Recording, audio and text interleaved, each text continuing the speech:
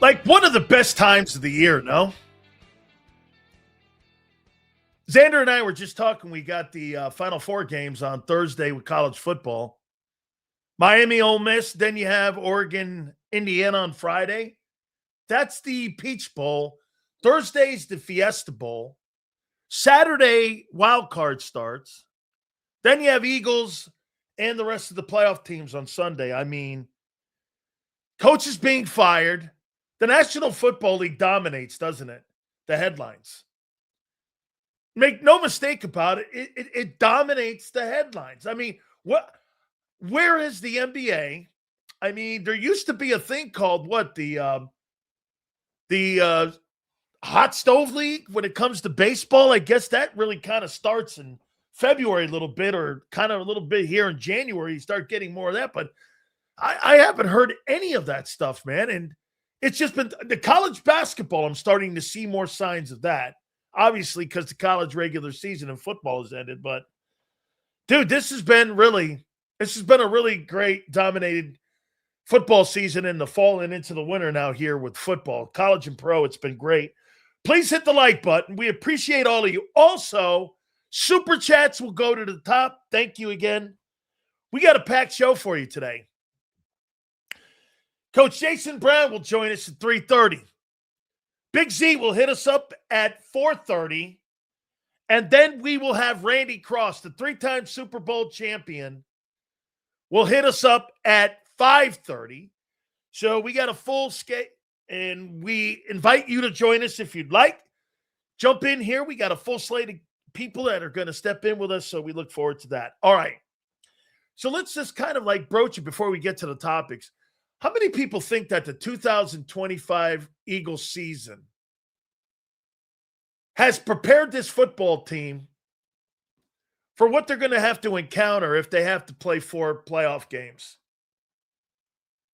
How good have they played, and how good are they and have been prepped to play as they get ready for the second season?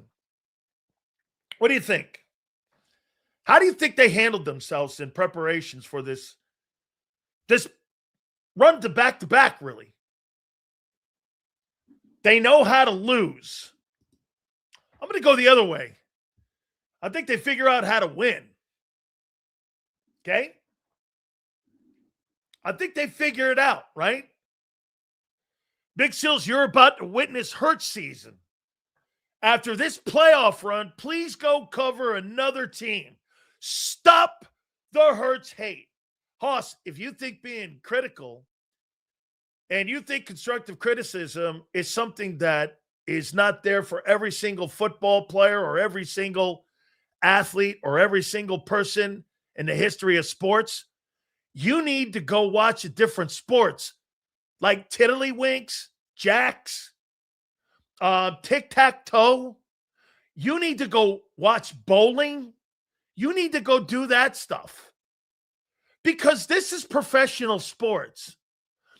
Whether you're Michael Jordan or not, he got criticized for not winning a championship for the first 9 years of his career. So if that's too harsh for you, you've never competed usually, guys like this, for anything in your life. You need to find yourself something better to do, kid.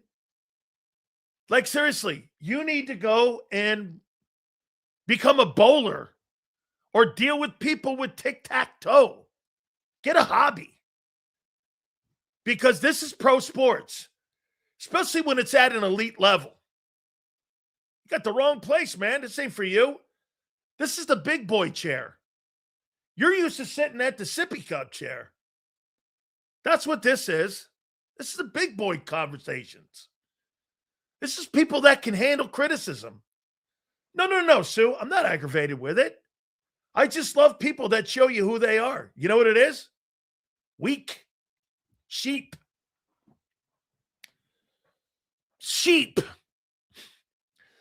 Cliff needs to be our OC next year. He's an RPO guy.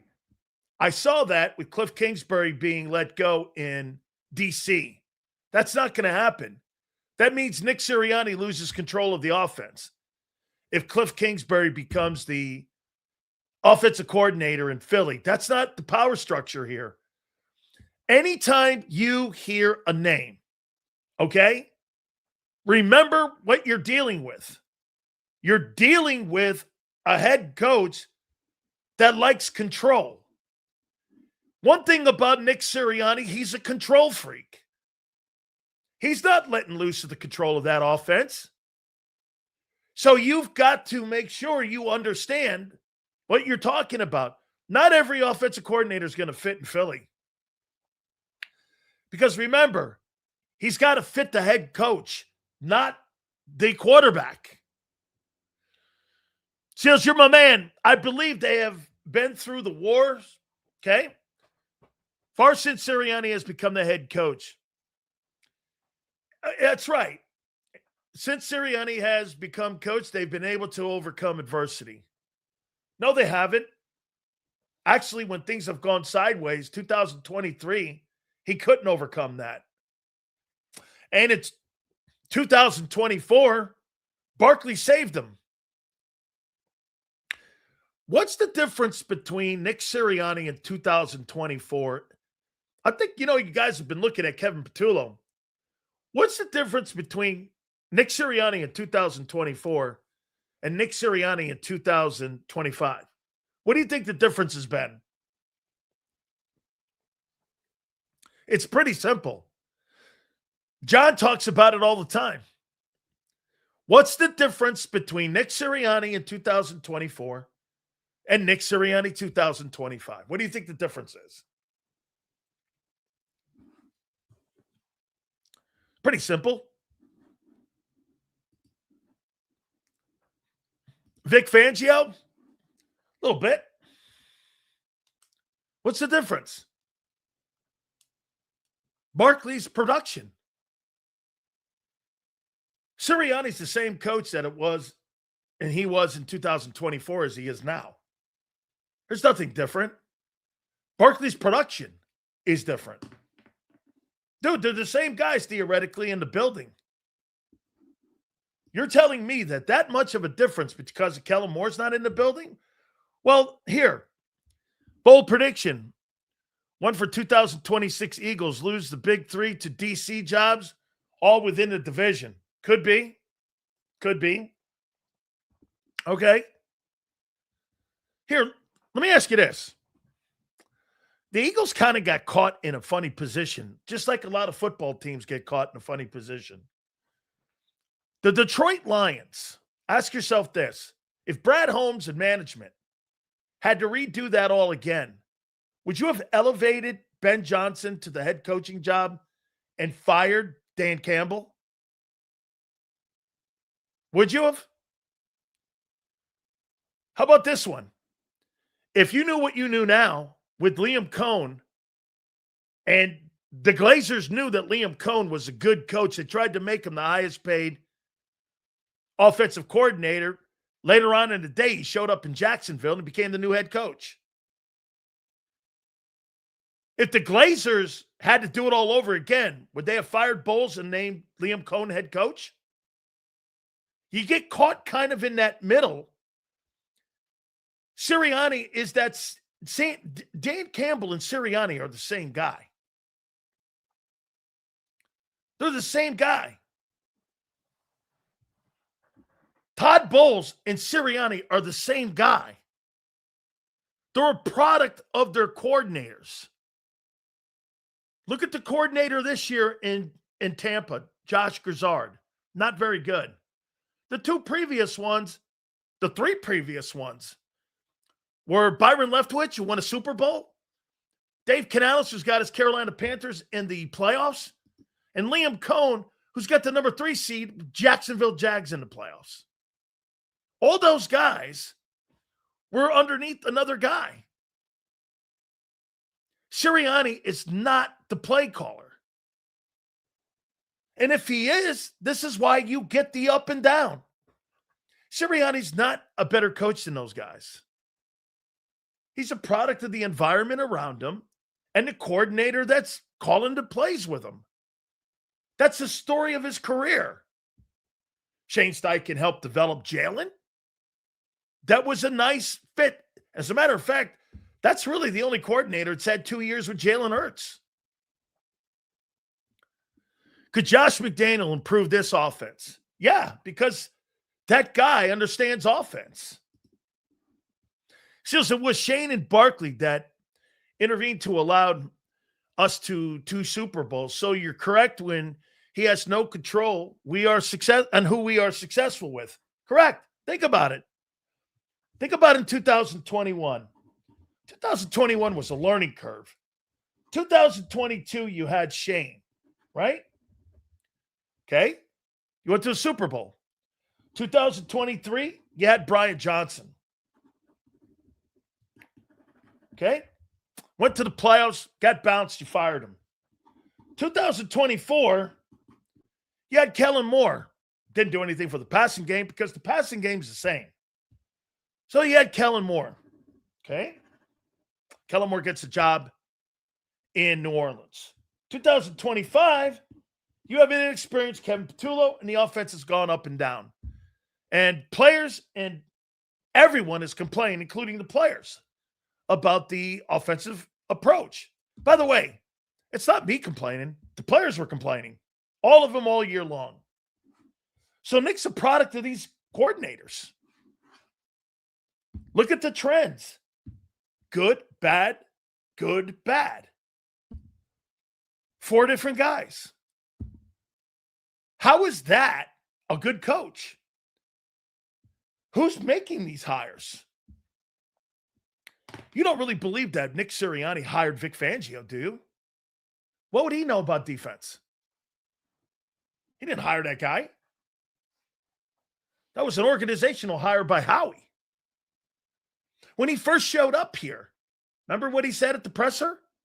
He has to introduce himself to many of the coaches that were here. Jeff Stoughton was already in the building.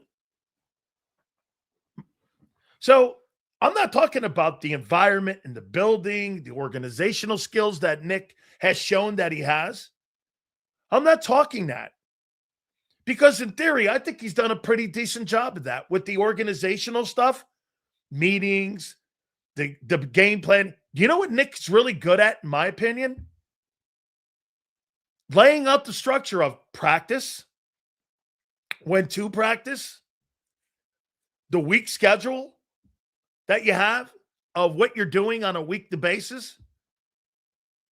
Maybe putting concepts together when it comes to how they collectively put a game plan together.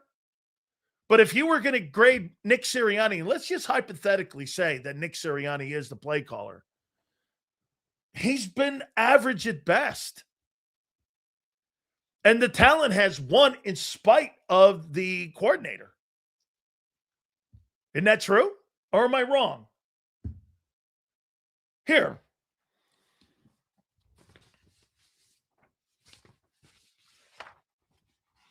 This is what you've done this year.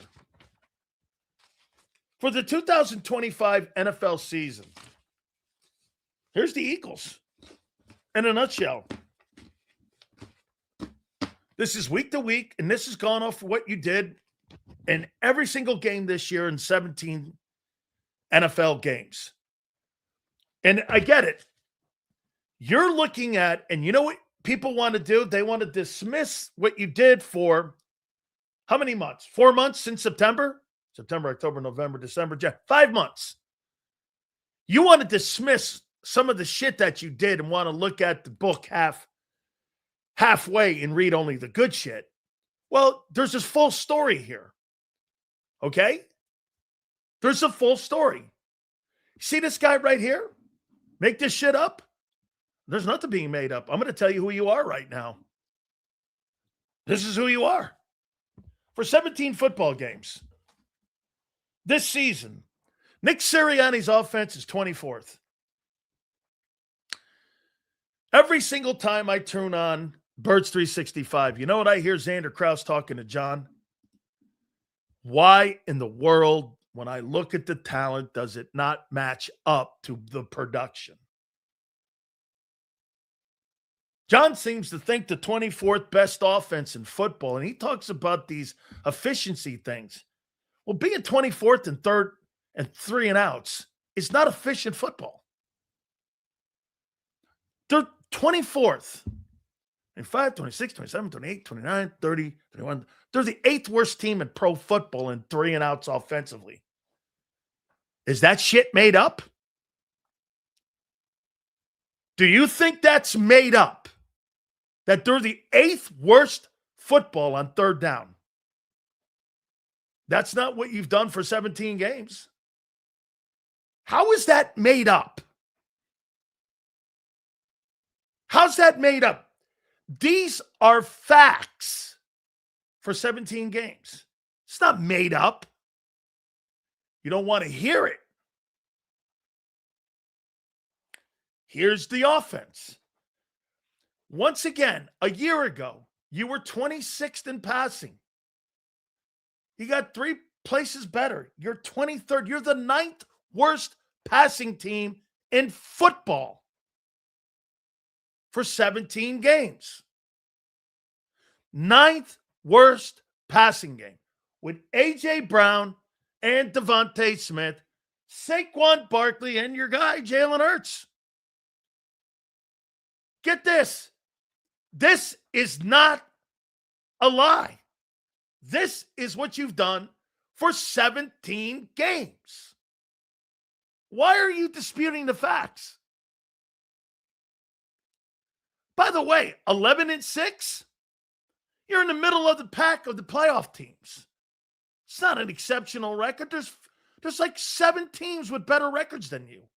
And the teams that tied you at 11-6 beat you. Let me see this in the playoffs. How many NFC teams? Let's see. NFL playoffs. Let's go over here to the NFC side. And let's see the teams that have qualified. You lost to the Bears, and you've beaten the Rams and the Packers. So you've beaten 2 teams out of the 7, and you've lost to one of them. Okay? And how many teams won 11-6? Let's see. The worst record in the NFC playoffs is the Panthers. The second worst record are the Packers. And the third worst record are the Eagles. Bears beat you. They're both 11-6. They get the push because they beat you. So don't act like you're not. What does Josh Allen need to do to surpass Mahomes? Win 3 Super Bowls. Simple. Here, let's go down on what you've done for 17 games heading into the playoffs. It's why I started the show. How do you think the 17 games prepped you for the upcoming season? You know, most of this conversation this week in Philly has been this. Are you ready? You're going off of legacy, not off of what you've done in 25. You're dismissing the 25 season, and you're going off of what you've done the last 5 years. More so than who you are now. Okay? It's a way to look at it. I'm not saying that's totally wrong. You're 18th. You went from the second best rushing attack in pro football to the 18th. 17 weeks. Like, I agree with M. Reyes. Watch the offense. Use your eyeball test. Shields, are you suggesting with the way we played during the season is to carry over and not be able to repeat? Or is it going to be more about matchups? A little of both. If you think you're going to flip a switch, you haven't all year, but now you are. Because why? It's the postseason. And what's the line? Amped up? Different approach? Your offensive coordinator is going to become a savant like Kyle Shanahan? Come on, man. Stay in reality with me here. It's funny. When you watch something for 5 months and you don't believe it, you're in denial. How are you not in denial? I mean, you've had a good season this year. Great season? I wouldn't say a great season. Not in Eagle standards. Would you agree? In the last 4 years, would you say that this was a great year, an average year, or a spectacular year? What would you think? What do you think? By the way, that's competing with 2 14-win teams that you've had in the last 4 years. There's a standard that you set that's higher than other places. There's no question. There's standards. Okay? I would say a little better than average. We're going to be fair here in this conversation here. A good year. Okay.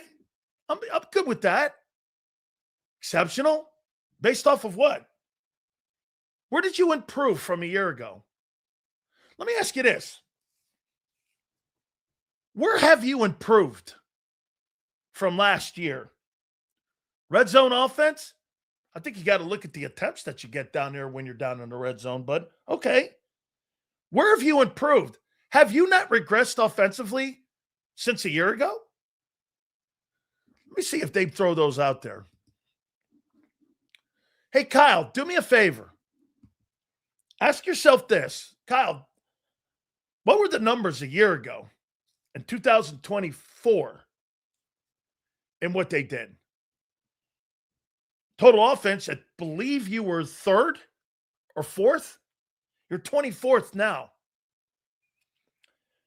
You've improved a little bit offensively. You went from 26th to 23rd. You've dropped significantly in your run game from 2nd to 18th. Scoring, you were 7th, I believe. Now you're 19th. And on 3rd down, I think you were in the top 5. Now you're 24th. Where have you improved? On offense. So you head into the playoffs with this falsehood that you've improved somehow. Where have you improved on that offense this year? I ask you again. Now, I will put this in here. And I will say this. Schedule is difficult. The weirdo not having back-to-back homes. Again, you're talking legacy. You're not talking performance.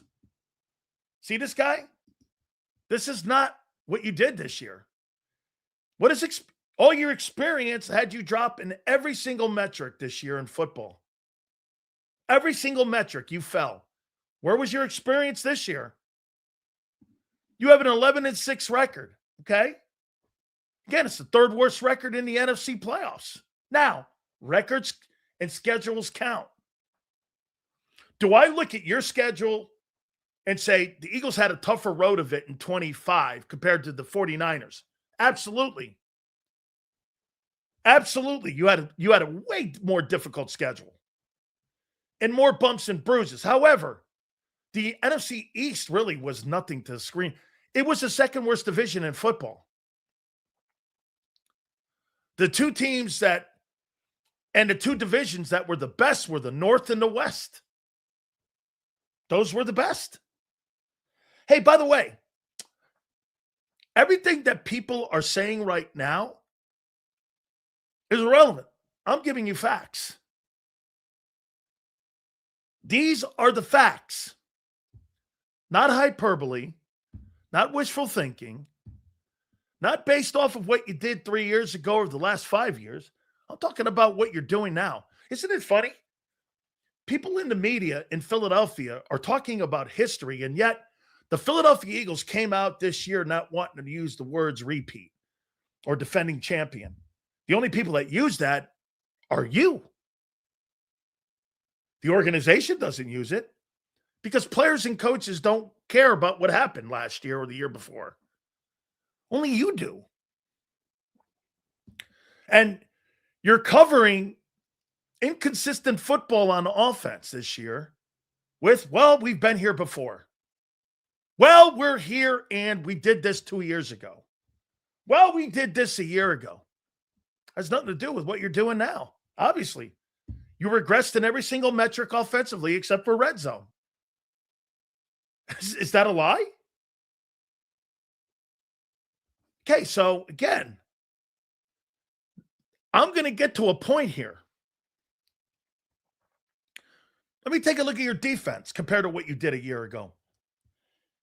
You've actually regressed from last year's defense on a consistent basis. Now, there were more moving points here and more moving pieces here because you had to implement new players, new faces. You had to do some nuances. Certain groups got better. How we made some moves. Yes. Please tell the people the difference between execution and situational play calling, Sills. Execution is players filling out the situational play callers' design plays. Execution is the play that's designed, that's called in the huddle. Situational play calling is the coordinator putting you in a position of success or failure. You can call wrong plays for the wrong situation. And many times that's what Kevin Patullo did this year. They didn't make sense. Get this. You had regression in your offense of a year ago, which was historic. Put all that in context. So let me ask you this. On the offensive side, we're going to get to the defensive side because that's the good side.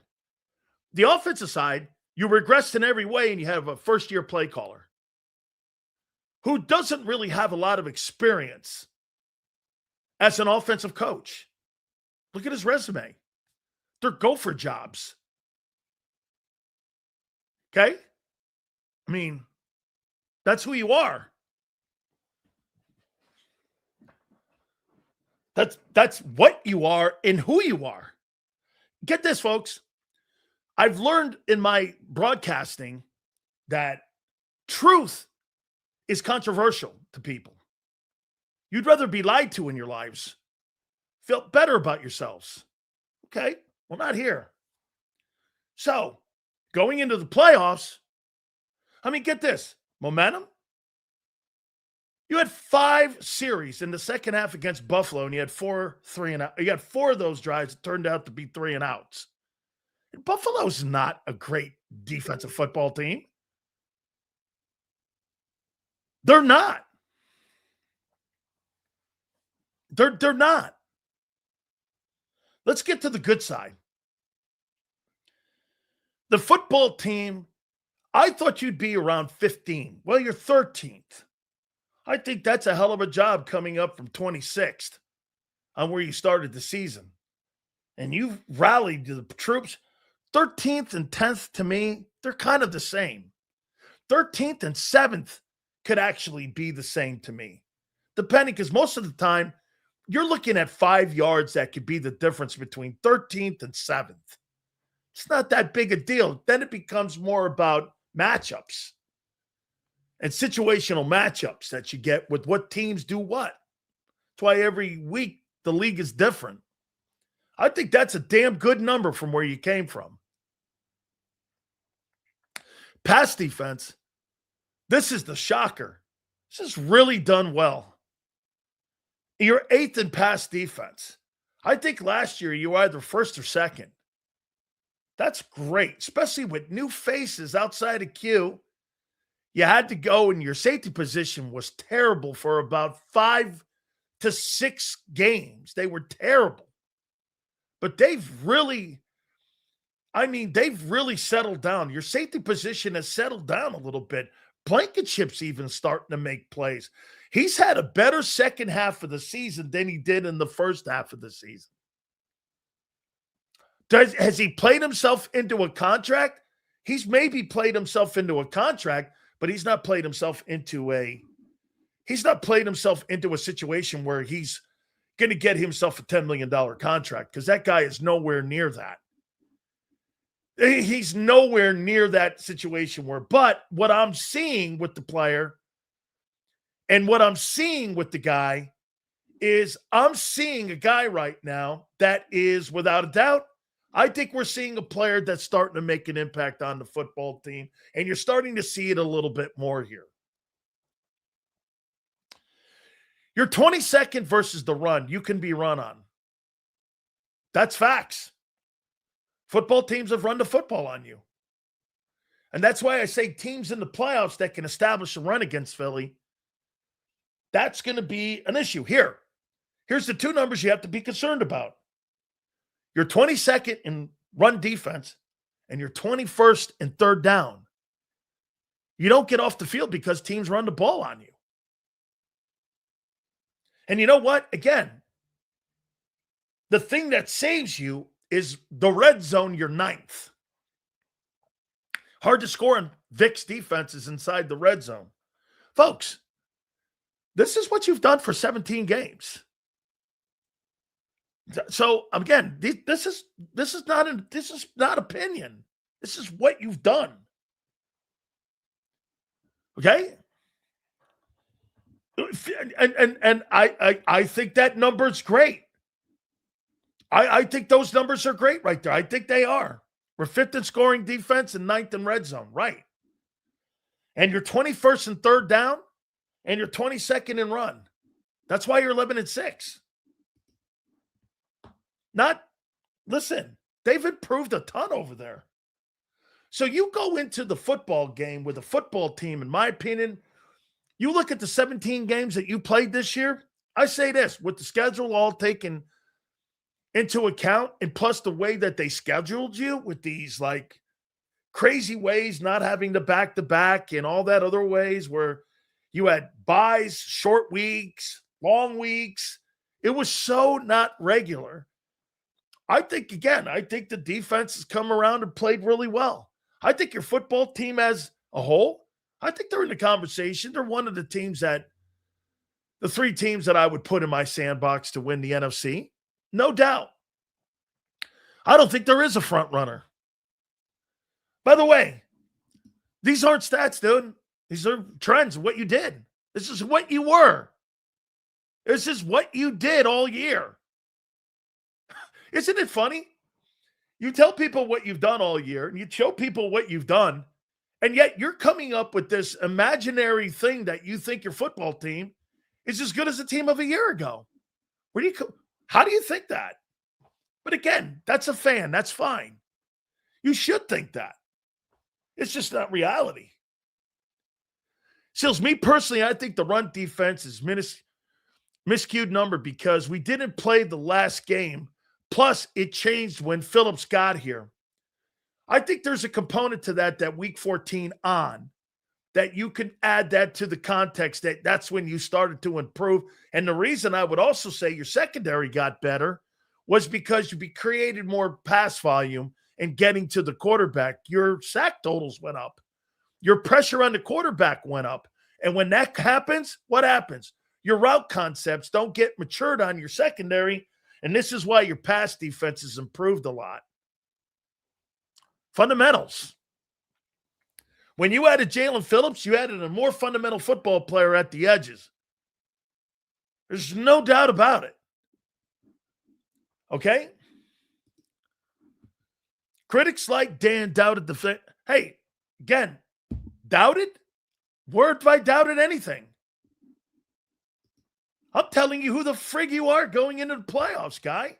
Nobody's doubting anybody. I'm telling you who you are for 2025's regular season. And you don't like hearing it. You want to hear glazed donuts is what you want to hear. Well, I don't know where you're going to get. There's plenty of shows, guys, for you to hear that on. Again, you're going into the playoffs with a bumpy offense and a massively improving defense. That's the storyline of 2025's Philadelphia Eagle regular season. Okay? I mean, here, let me ask you something, Coyote. How do you think how will Vic Fangio build his game plan versus the 49ers? Do you guys know how game plans are built?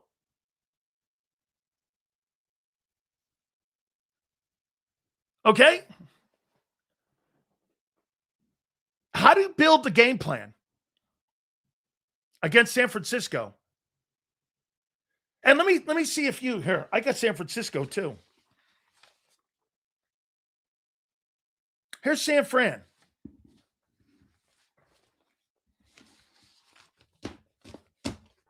Get this. You see this one here? Carolina is going to beat the Rams again. Why? Because Carolina's big up front and they're physical. They went to Green Bay and beat the shit out of them up there.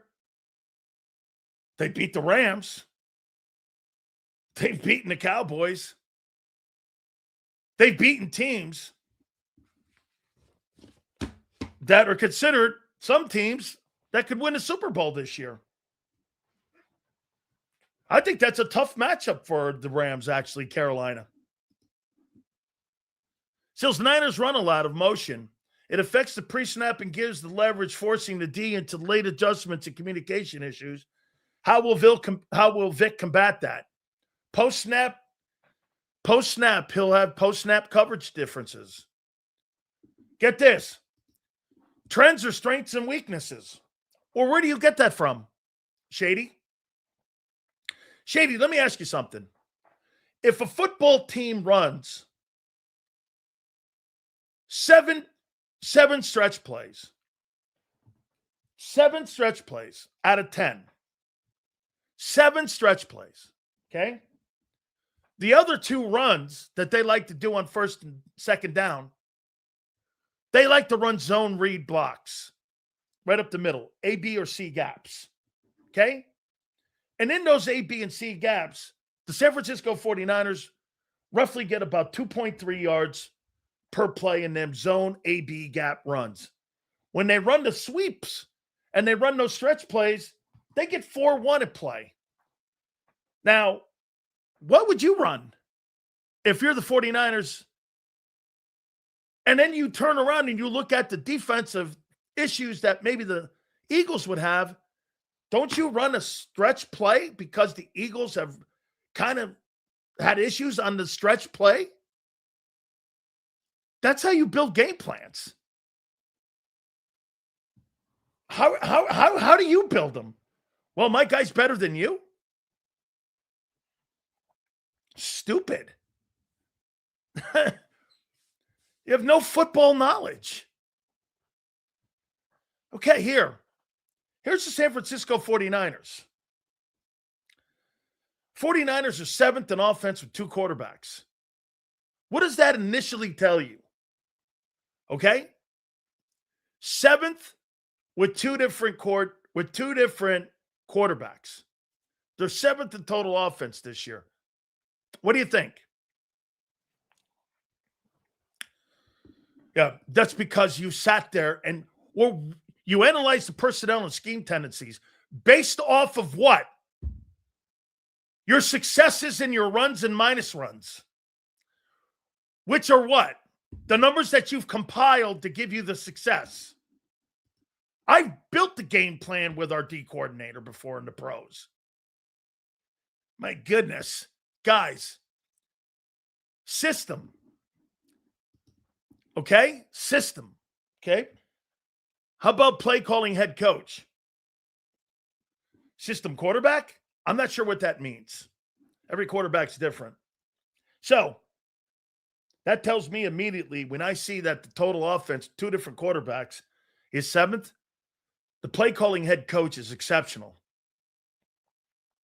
In pass and run designs, when you got 2 different dudes and it didn't matter who you were in there with, and you've had personnel out all year long between Trent Williams, Ricky Pearsall, Kittle, Christian McCaffrey, Purdy was out for 8 games. When you've got those guys out, in and out of your lineup, and you're still in the top 10, then you have to look at the coaching and you have to look at the skill set of the play calling guy calling the plays and how good that guy is. That's exceptional. And here's another one in the pass game. So the Niners are 5th in passing with 2 different quarterbacks and guys missing multiple games. This is a great coach team this year. This is a well-coached football team. And I think on both sides of the football. Here's the issue. They're 24th in running. You're 23rd in running. That's a push to the Niners. You're not a very good run defense. They're not a very good run offense. It's a push like it was with many teams that you played. They can't run the ball. Well, you can't really stop the run. The Niners are a spread offense for sure. They're 10th in scoring, 4th in red zone. And in first and in third down, they're the best team in the league. Okay? They're the best team in the league on third down. You're the 9th worst team on third down on defense. San Francisco's going to move the ball. The question in this game is going to be, how much are they going to move the ball? Like, are they going to be a team that's going to go 20-20, get into the red zone where the Eagles are exceptional defensively, and they kick field goals? If I was Kyle Shanahan, my fear is this. When you come to Philadelphia this weekend and you start kicking field goals, you're going to get beat. If you see in the first 2 quarters, like 3 field goal attempts, San Francisco's in trouble. Okay? San Francisco is in trouble if you get to that situation. If they're kicking field goals like the Rams did, okay? Make them kick field goals. Niners aren't beating you with field goals. That's just not happening. Here's where I think they've really done a great job. Is on defense. John thinks they have nobody over there. Okay, if that's the case, why do many of the metrics on their side favor them over you heading into this game? I mean, for all the pieces that they're missing, and they're missing a ton. Linebackers, front 7, corners, all of it. They're still 11th in the run defense. They can play the run. How? How are they playing the run? Robert Saleh's done a nice job here. They're 12th in red zone. For all the pieces they're missing, these are pretty decent numbers, man. They're 13th in scoring defense. I mean, what are you in scoring defense? You're 5th. They're 13th. All right. Rushing. You're 22nd. They're 11th. And they play in a tougher division than you. You know, you could use that schedule. I agree with it a little bit. But they still have to play the Seahawks twice, and they still have to play the Rams twice. I mean, the Niners have to play those teams. You're not playing anybody like that in the NFC East. You're making it sound like, well, we played a tougher schedule. Yeah, you have. I agree. But they haven't played nobodies. They played 2 football teams. One team won 13 games. The other team won 14 games. And they played them very well, Seattle and the Rams. I mean, those are teams that are sitting at the top of the NFC right now. So they've played somebody. They haven't played nobodies. Abe, am I right? Is that correct? I didn't know that. Abe, did they split with San Francisco and Seattle? Did they split with both of them? I didn't know that. So if they did, this is, I was talking to Xander prior to coming on the air here. By the way, Coach Brown's going to join us at 3:30. Okay, so get this. They split with the Rams and Seahawks. Okay? I mean, Seahawks won 14 games, and the Rams won 12 games. Not bad. There's nobody in the division of the NFC East like that. Not bad. So when you say they haven't played anybody, they have played somebody. And get this. Great call. And beat a team that beat you too, the Bears. So they split with Seattle and the Rams, and they've beaten the Bears. Sounds like a pretty good run this year for them, especially with all the injuries that they had. Okay? All right. Look, I think the key now, who is the key in this ball game heading into this game defensively for the Eagles?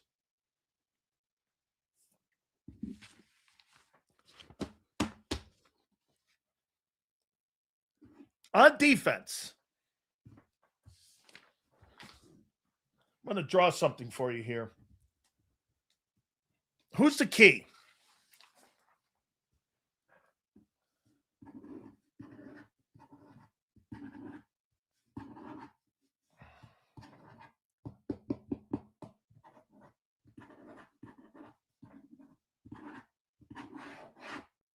Okay. For the record, please save. I had a dream this morning that the Eagles did repeat. We beat the 49ers and killed the Pats in the Super Bowl. Yes. I woke up crying. Good. Okay. Bond, Campbell, Dean. See this right here? Straight jacket coming off of Jalen Hurts. Who Kevin Patullo's taking a straitjacket off of Jalen Hurts and doing what with it?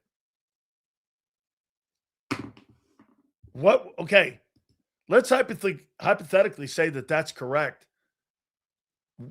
Kevin Patullo's your play caller. You've seen it for 17 weeks. What does that mean? Straitjacket comes off for who? Kevin Patullo? So you take the straitjacket off. You're making it sound like you have a great play caller. If the Eagles bottle up McCaffrey, it's over.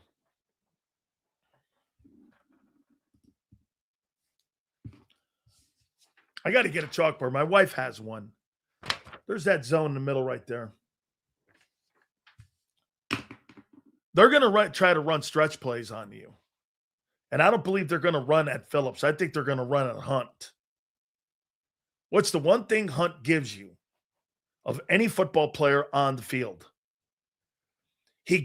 I think he's got more skill right now, and he's showing more potential and skill than Bond. I think he covers better. He's got better hands. I think he sets the edge, and he's getting better at setting the edge. He's around the ball. You could make the argument in the second half of the season that Jalen Hunt was the best player on defense because he covered, he pressured, and he set. He did all three things that you saw a year ago with Josh Sweat and Milton. By the end of the year, I mean, it's a rare skill set when you lead your football team in sacks and interceptions. Okay? You see this right here? This game won't be close. Every game you've played this year against a formidable opponent were close. There's no game that you've had this year against a big opponent that wasn't close. You're dismissing that. Making things up that you haven't done yet this year.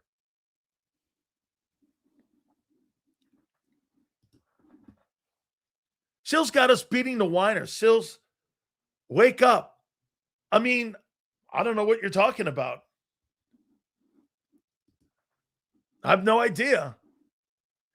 Here, get yourself a nice new marker board. Actually, my wife has one, and I'm going to start using it. I will. Thank you very much, Emraz. Appreciate it. Fred Warner not playing. I'm not worried. That's what makes the defense go. Well, they've beaten Seattle and the Rams and the Bears this year without him. because they have good coaching and they got a heck of a general manager. I mean, you're dismissing them beating good teams. Okay. That's fine. Again, fans dismiss that stuff. Again, I don't talk like a fan because I'm not a fan. I talk as a football dude. Vic and I had the same language. I'll talk what Vic said. Vic will echo all the shit I said. You don't need to be as good as last year. We're good enough. Okay? Here, okay. Listen. Okay, here. Let's go what Vic said. I was going to wait, but why not? Let's go to what Vic Fangio said. See if he echoes what I said.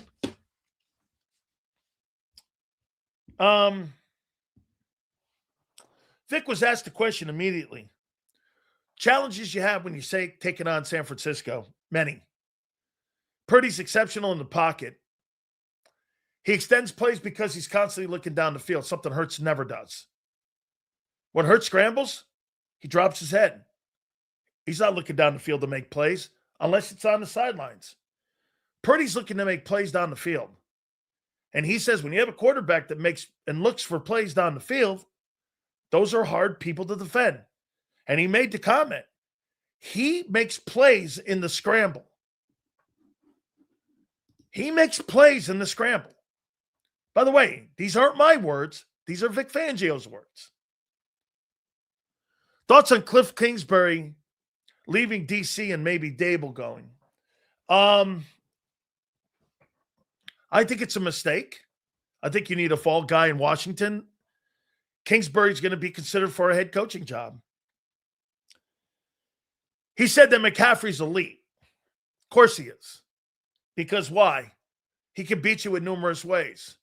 By the way, I think he's exceptional without the ball, too. Because you've got to defend him without the ball. You've got to know where 23 is. He's a guy you have to know because they're starting to run much of the pass game because of the inefficiencies, because of injuries in the pass game with the wide receivers. They're running much of that pass offense through him in the passing game. And you're seeing it why you have 102 catches with the guy. So he's elite. When Kittle's playing like Kittle's been playing lately, he's the best tight end in football. He's an exceptional blocker. I'll tell you, I think what it's going to be interesting to keep an eye on is the matchups that you're going to have with Kittle going against Hunt. And when they flip him and they go over on Jalen Phillips on how that matchup is going to go, he can block. Okay, he's an all-around really good football player. I think, again, that, if they had to do that all over again this year, they would have hoped that he would have been healthier more, where they could have run that pass offense through him more. And I think it would have been a little bit more efficient in him being able to move the chains. I'm talking Kyle Shanahan. So, I mean, George Kittle can play.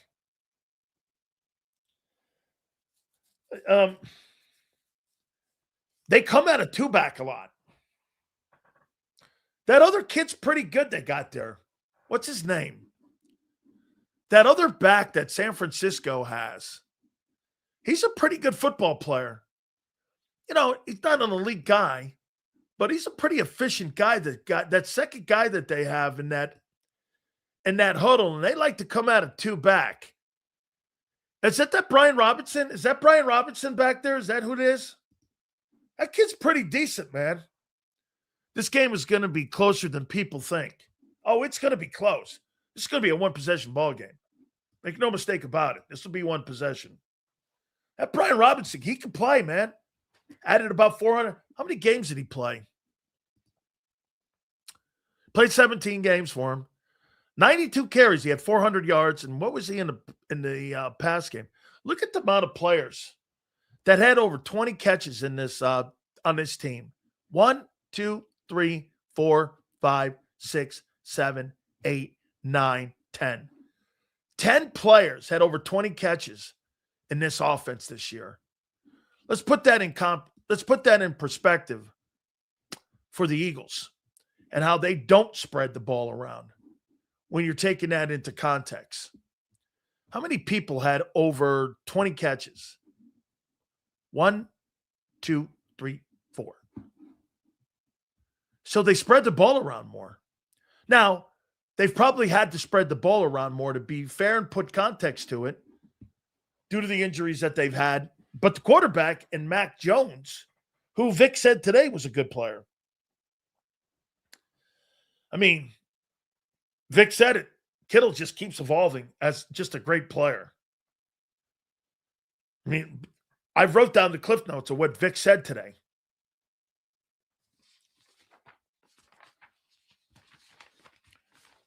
Here.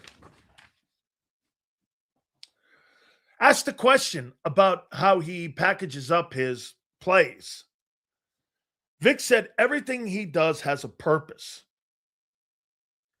How is that different than Kevin Patullo? Everything Kevin Patullo calls doesn't have a purpose. That's why you see loafing by A.J. Brown on the backside. And I think that's a subtle shot. You want just me listening? Watch Eagle plays and watch how the players that are not involved play side, how they act. Kyle Shanahan designs plays where every single person has a key component in that restricted play that they are running. Every play he designs, every player has a purpose in that execution of the play. Okay? Every single thing that he does in his play designing, everyone has a purpose. You could tell he's got great respect for him. Okay? Got great respect. Again, he mentioned it. Anytime that you see Brock Purdy in there and Kyle Shanahan working together, Kyle Shanahan has made it so that Brock Purdy knows 1, 2, 3, and 4. He knows the progressions pre-snap. Purdy is exceptional in the pocket at reading and understanding and taking the intel into Kyle Shanahan. It's a skill set. He's got a massive skill set on being able to understand, be able to process the information that Kyle. It takes a certain quarterback to play there. And as Vic said, Mac Jones should have went there first. And he's where he's supposed to be now. Why?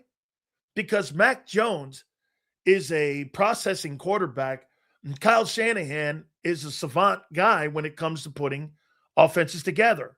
Like, Jalen Hurts would struggle in that offense. He's not a processor. He's not processing intel.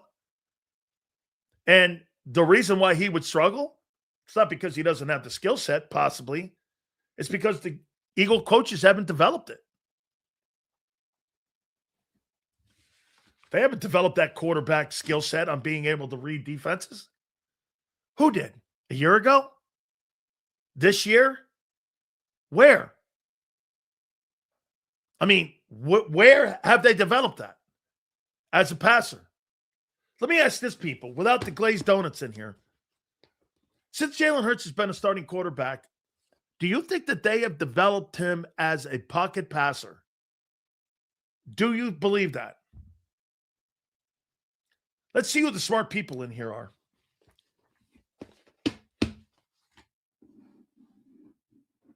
Have they? Okay, Bob. Do you think, Bob, that Kyle Shanahan has helped develop Mac Jones in his short time in San Francisco compared to what he did when he was in New England?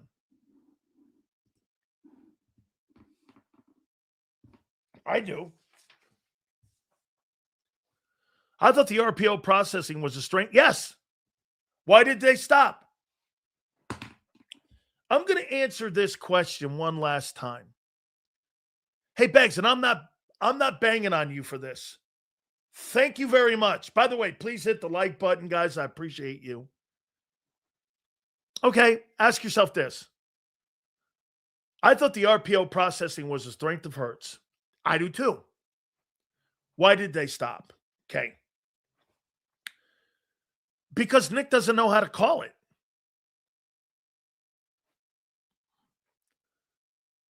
Why overthink it? Hey, Beggs, do you agree? Have they hired a RPO coach since? Have they hired a coach with any strengths of RPO? Have they? Since Shane? Well, that should tell you all you need to know. As I tell you, they don't hire the OC for Jalen. They hire him for Nick. Coach doesn't know how to design RPO plays. Those plays that they add in now, how about this? When you do see RPO, don't they look forced? When Shane was here, they looked like generic. I mean, when Shane ran those RPOs, you're like, shit. You know, when I thought Jalen Hurts was getting better, it was like the first game of the year a couple of years ago. I think it was the 22 year. And that Detroit game, I was like, this guy's throwing the ball away on time. He's breaking backs with those RPO. I was like, this kid, man, I don't know. Maybe at the end of the day, okay? I mean, right? Seals, the more I think about it, the reason they are not developing him because it would mean that Hurts would have complete control of the offense. Correct. Nick wants control of the offense. Okay, yes. Real question is why did Nick go from go for it on fourth down and being aggressive to a coach that is super conservative now? Because they found the running game. And now the problem is that the running game was a one-year wonder. The exceptional run game was a one-year wonder. You know what's happened to them, Senor? Senor, you and I barely agree. Would you agree on this? Prior to Barkley getting here, you had a good running attack with Miles, and you had a good running attack with DeAndre Swift, right? They were good. What was the one thing that was still in the game and still in the game plan? Was those RPOs that kind of offset it, right? Well, a year ago, they completely got away from it. They stopped running those RPOs. They stopped running motion. They stopped running everything and went generic because the run game was so historic. Well, the run game is 18th. Now they're caught in a position where they haven't put enough RPOs in, and it's flawed the offense. Right? Miles was dog shit. Miles made the Pro Bowl. Miles was a Pro Bowl back here. Miles had 1,300 yards rushing. Fifth in history of Philadelphia Eagle offense. Look it up. It was like 1,286. He rushed for 1,286. Because the O-line? Well, you can make the same comment that Barkley was a product of the O-line. No? What happened this year? Remember last year, Nick kept preaching we go for explosion plays and limit turnovers. I don't know how you can have both. How can you go for explosion plays and limit turnovers? Explosion plays are plus 25. That makes no sense. That's the mentality of no risk it, no biscuit. When you're talking explosion plays. If you're talking plus 25 plays, and that's explosion plays. How can you have, well, we're going to limit turnovers and have explosion plays? That's why Brady, when he got with Bruce Arians, he went like this. hey, we can't do this. We've got to have dump off passes and we've got to play more in structure. Okay?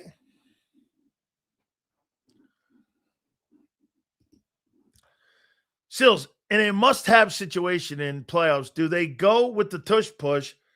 Has it been working? Cost them the Bears game. I would still run it. I would. Now, you have to determine if you think Cam Jurgens is healthy enough to run it. You mean risk it for the biscuit? No, that's not how Bruce says it. Hurts better run in the playoffs. Shouldn't be no 3 and outs. Well, if he runs the ball, there will be more opportunity at success, in my opinion. Yes, I agree. Forgot your super chat? We'll get that there for you, bro. I promise.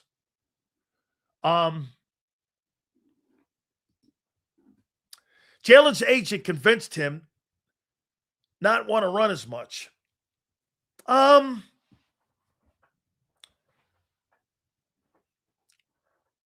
In today's NFL, I'm not sure that's not true. I'm going to go with you on that. But again, too, here, let's do this about Jalen Hurts' running. I am not, and I said it this morning on the Tampa radio show, I'm not extending Baker Mayfield if he continues to play like that. He's a 6'1", barely quarterback who runs and thinks he's Josh Allen. He got himself banged up the entire time, and I think he's reckless. After the bye, they won 2 games, 3 games, something like that, after their bye. My opinion, I'm playing the contract out, guaranteed him $30 million. I'm not giving him a 3-year contract of $50 million. You got to learn to play better. Hurts sliding. He's living to play another down. Now, that probably accelerates more in the playoffs. Hurts knows how to play the game. That I will not take away from him.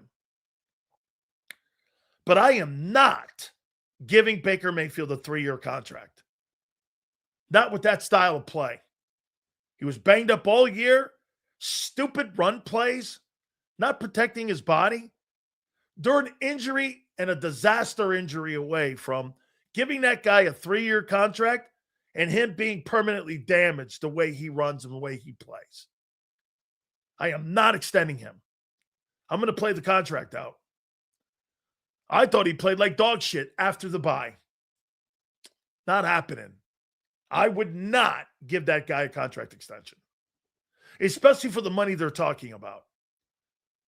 He's going to have surgery on some body part because he got crushed in the second half. Okay? Unbelievable flip-flop? Well, the guy was an MVP candidate at the beginning of the year because he was 6-2. After that, the word is the Bucs are not going to extend him. So the Bucs flip-flopped. Bro, there's no set take in football.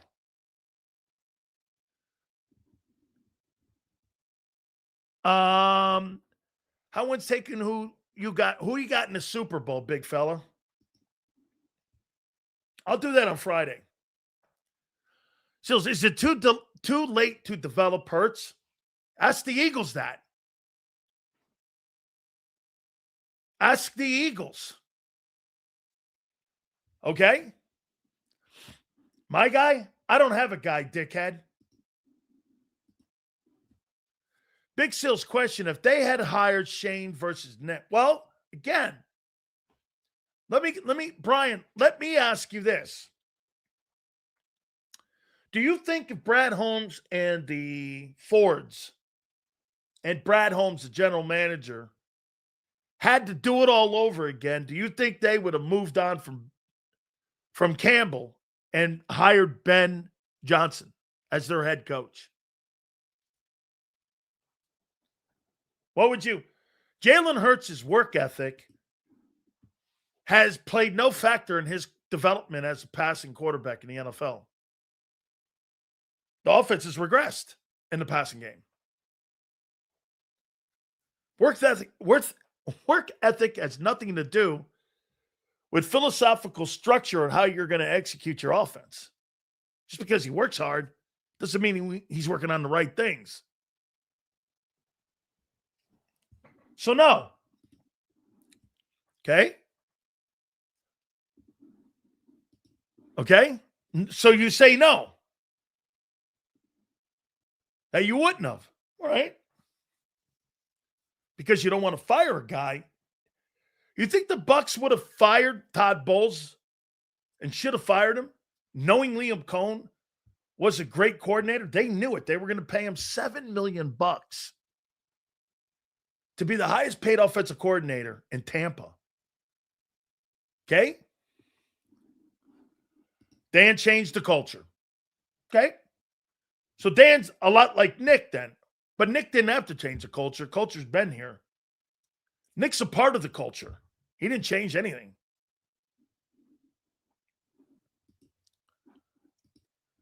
"17 yards in the second half is not acceptable." That's a coaching issue. That's not a Jalen Hurts issue. There were drop passes, and they got away from the run game for some reason. I don't know. It's your training wheels coach, your coordinator. How that guy has that job is mind-numbing. Dude, if you're going to run an offense like that, have somebody with some skill in there. Have somebody that has some credibility with the players, too.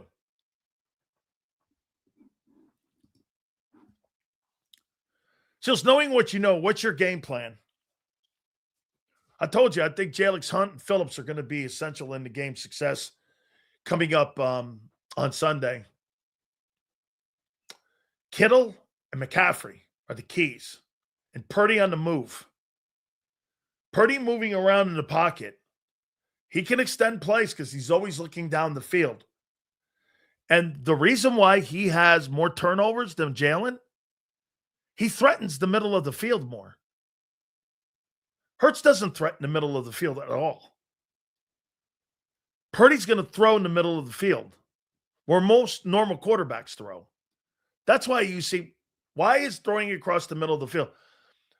I mean, the toughest place to throw a football in today's NFL is across the middle of the field. Why? Higher chance of turnover. Don't you see? Where do you think you have a better chance of turnover? On the numbers or in the middle of the field? Pursuits in the middle of the field. More players are in the middle of the field. More opportunity at tip passes, bad routes, overthrows. Why do you see more turnovers in the middle of the field? More players. When you're on the numbers, Hurts has the benefit of the sideline and one player. So, if he overthrows it, that's fine. If you're going against, it's almost a one-on-one matchup. Middle of the field, you're going with all kinds of variables in the middle of the field. Harder to throw across the middle of the field than it is on the numbers. Every time I heard people say, throws a great deep pass, so what? That's one-on-one. The great quarterbacks that make their money, they make it across the middle of the field. They don't make it throwing deep. Mahomes is not a deep passer. They got rid of their deep threat 4 years ago. What's the word on right? We bringing him in. I don't like doing this to you guys. I really don't. No comment. I don't like doing that. But I have a friendship. Okay? No comment.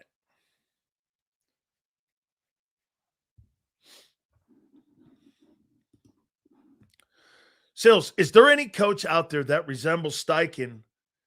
I think the kid Todd Monken in Baltimore, I think he's that. But here, you can make the comment. Do you think that the Baltimore Raven offense has regressed? Or has it been also that, that Lamar Jackson has regressed? By that topic, Bond and DeJean need to have big games. Make Purdy pay for attacking the middle. Yes. Yes. I mean, I heard N'Kobe's going to play because I heard Vic say it. That's good in the run game. I want Kittle and McCaffrey in the pass game to me. Jalen, Smitty, and Nick are the main reasons for the culture. This is ridiculous. They were a 4-win team before them to the playoffs. Also, who do you think and who do you like for the 4 games on Sunday? Eagles, they had a bad year, not a bad culture. Nick didn't change the culture. They had a bad year. Since when did they have a bad culture?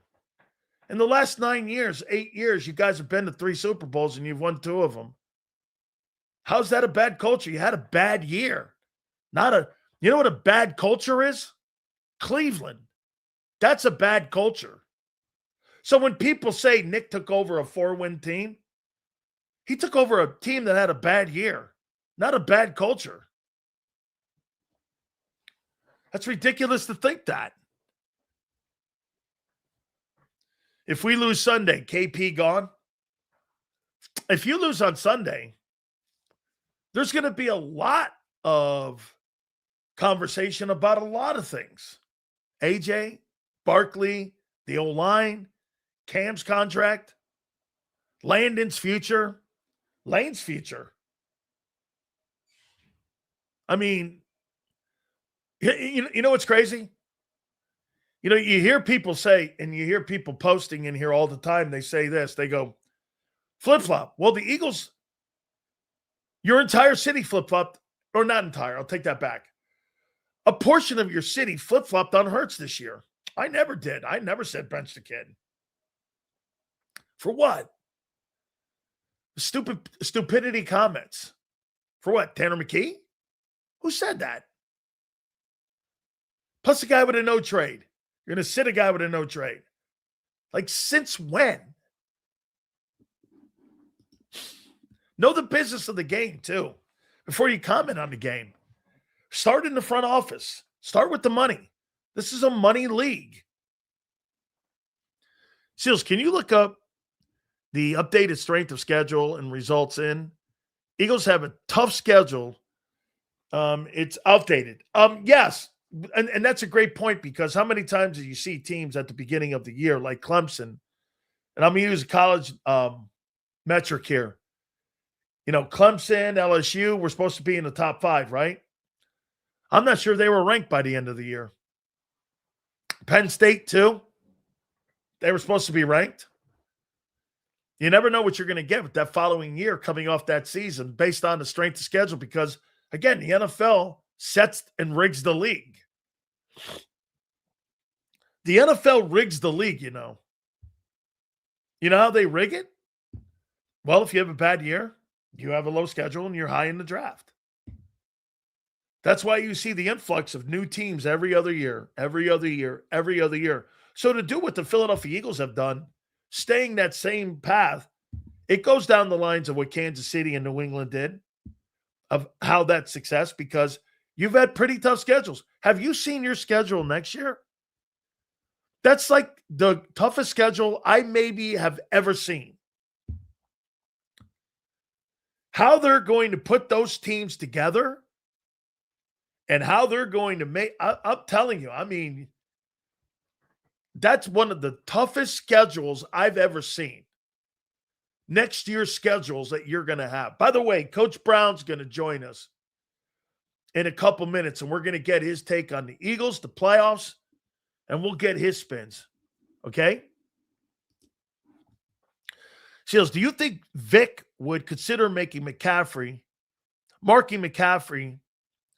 with Coop, and DeJean has the skills to give McCaffrey issues, best on best? Yeah, I'll tell you what, that kid Jennings can play. Okay? Yes. So, here, let me show you something here. Let me go here. Let's see here. Here, let me go here. There you go.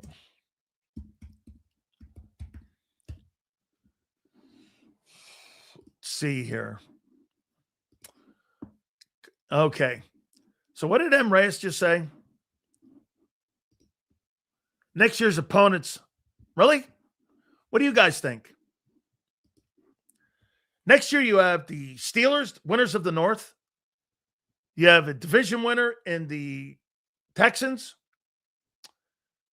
the Seahawks, the Rams, the Panthers, the Jags, the Bears, the Niners, and your division opponents. Your home games are Steelers, Seahawks, Texans, Rams, Panthers, Cowboys, Commanders, and Giants. Your away games are Titans, Jaguars, Bears, Niners, Cardinals, Cowboys, Giants, and Washington. How do you guys feel about that schedule? I agree. I agree completely. By the way, well, it's funny. You split with everybody in the East this year. And Rice, again, folks, the Cowboys had a better division record than you this year.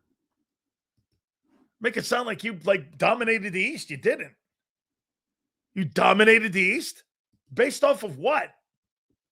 Here, who had the best division record? Cowboys.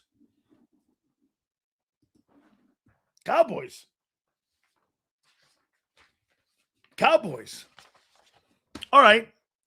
So let's go here. This playoff run, in my opinion, let me tell you something here. Heading into the NFC playoffs, I can't tell you who's going to win this thing because I think every single team in this playoff run, every team has a dent in the fender.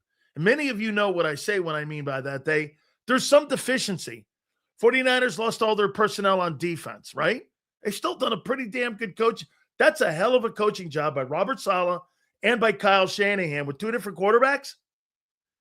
Dude, to see where they are, win 12 ball games, the NFC West was spectacular.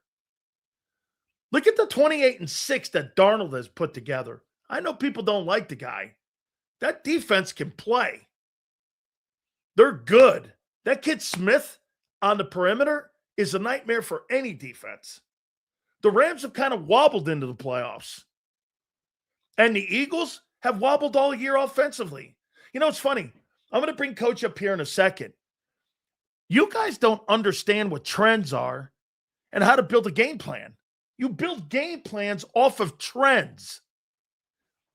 Team runs sweeps. Team runs stretch plays. If they're successful at it, like the Niners run that play, they run the stretch play. Why? Trent Williams. When you got personnel like Kittle and Williams, you're going to run a stretch play with McCaffrey. Look, building game plans, a lot of fans look at it and go, well, our guys are better than your guys. That's not how matchups work. And you always wonder why a team gets beat by a lesser opponent. It's matchups. Like Carolina beating the Rams. People went, how did that happen? Well, they did go up to Green Bay and beat them up there too. All right. This guy's got to be one of the busiest men in show business. And we're fortunate to be able to get him on coming out of the holidays here. And we are so thankful that he's been able to give us a little bit of time here. And we're thankful that he's doing this for us. I love it, man. Without a doubt. Coach Brown joins us now. How you doing, Coach? And hopefully you had a great holiday. How you doing, brother? How you doing, brother? You tell me out of the gate, the 2025 Philadelphia Eagles' chances of winning the Super Bowl are what this year? 0. Why? Their defense is starting to play really well. That's the one thing. The Niners are one and done, so the Eagles will get that done. They'll beat them. The Niners are one and done, as I said all year. They would be one and done. Great job by Shanahan, as you alluded to earlier, but the Eagles D will win that game alone. The Niners on D are beat up and bad. The Eagles this will win Saquon and probably get rolling in that game. But the next game, whether they got to go to Chicago or Green Bay, I think they go to Green Bay. I think Chicago's one and done as well. But that's the game I think the Eagles lose, that second round game. To the Packers. Probably. That's how I'm looking at it right now. And I'm not a Packer guy either, but I just think this is the year of layups. And if you miss this many layups as the Eagles have all year, it'll bite you in the ass at the end of the day. And that's and you know what I mean by layups. Jalen Hurts cannot consistently make layups, and that's going to end up costing them when it's when the lights shine brightest. And AJ and everybody else goes back to sulking and sucking their lips, sucking their teeth. That's all going to happen this year. I don't think the Eagles can repeat this thing. Some people do. They got a great defense, but I just think Lane Johnson, the loss of him, is going to cost them at the end of the day, running the football consistently, and then Jalen Hurts being able to make easy layups. He just struggles, man. Just like Caleb Williams. First 3 quarters, they're absolute ass. And in the fourth quarter, Caleb Williams tries to do Superman shit. And for the last 6 weeks in the fourth quarter, Caleb Williams has brought them back and won their games for the most part. Jalen got to do that too. I don't think he has that in him. What kind of year do you think Hurts has had? What he is. I just think he's an intermittent guy who's up and down. He can get AJ Brown the ball for, damn near 200 yards one game and then not even look at him the next game. I don't get it. I don't understand how that works. When you're a quarterback and understand coverage and know where everything's rotating and where the hots are and who's not and where the sight adjusts are, I just can't trust him. Even though he's been to 2 Super Bowls, won 1. Great job by Sirianni and that team roster and Howie. But at the end of the day, I don't know. Can you really bet your house on Jalen Hurts winning it? Unless you're a true Eagle fan, like I got friends that are, and they even know that Jalen Hurts is going to struggle and not make layups at times. But can you rely on Saquon the rest of the way and get these guys the ball in the perimeter? I don't know. And if Lane Johnson does end up strapping it up, hey, he's going to play, Coach. Okay, that's a good thing. Play. I just still don't think he's fully healthy to play. Like as far as like Lane Johnson, I don't think he's ready to go. 49ers job of coaching that you think that Kyle Shanahan's done along with Robert Saleh. I mean, like you said, you lose guys like Fred Warner, you lose Nick Bosa, you lose linebackers, and plus, I love that kid Greenlaw, that kid Dre Greenlaw, man, that they had there. He's up in Denver now. He's kicking ass up there. I mean, they've lost a lot of people over the last couple of years, especially the team that came down in 23 and beat them up. You tell me, man, why will they get beat on Sunday by the Eagles? I'm not a Purdy guy either. I think quarterback play, as you know, as I said on your show many times, it's fucking horrific. I think these guys are the most overpaid, under-delivering group of quarterbacks in the history of my lifetime. Having said that, I don't believe in Purdy. I think he's a bus rider. And I don't believe this defense, by all the offseason additions that the subtractions, all the guys they lost in the offseason, and then you lose Warner, and you really don't have any wideouts. Ayuk never played. Debo got traded. They really got Jennings is your number 1. That tells you something. He's a 3 on anyone else's team. So at the end of the day, is that going to be enough to get through that defense in Philly right now? I think that Philadelphia defense is going to be hard to move the ball on, and you're going to load the box and stop CMC, who's an MVP candidate. I don't think Kittle's even as good as he is. He's more of an inline blocking tight end than he is right now, spreading the field and getting vertical against a defense like Philadelphia. I think they're going to mug Kittle at the line of scrimmage with a Sam backer. They'll overfront the thing and try to make it to their strengths. And I think Philadelphia's front 4 will eat. And Trent better play for the Niners because they're already down enough. It's going to be very interesting. I don't think they have enough weapons. Their offense, even though it was late, was doing well. You saw what you're going to see this weekend against Seattle last week. A good defense late in the season that's got their pieces who know how to shut down CMC and let Jennings have all the catches he goddamn wants. He's not a game changer. So you can let him do whatever he wants. Load the box, stop CMC, make Purdy beat you. I don't think he can.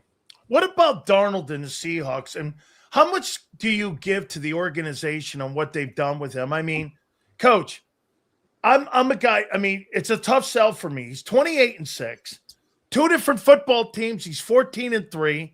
He's thrown for 8,200 yards in the last 2 years and 60 touchdowns with 2 different guys. And yet I still do this. No way. You know what I mean? I mean, I'm still not there. Am I wrong to say that and still feel that way? Yeah, it's similar to everyone that knocks Jalen Hurts for having 6 offensive coordinators and all that shit they use.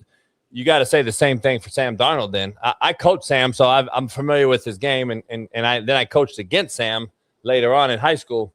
Here's the thing. If he's been at 2 of the worst organizations in football for a while, and I said he's a special talent. He can make every throw. He's also very athletic, much more athletic than people think, just like I said about Daniel Jones.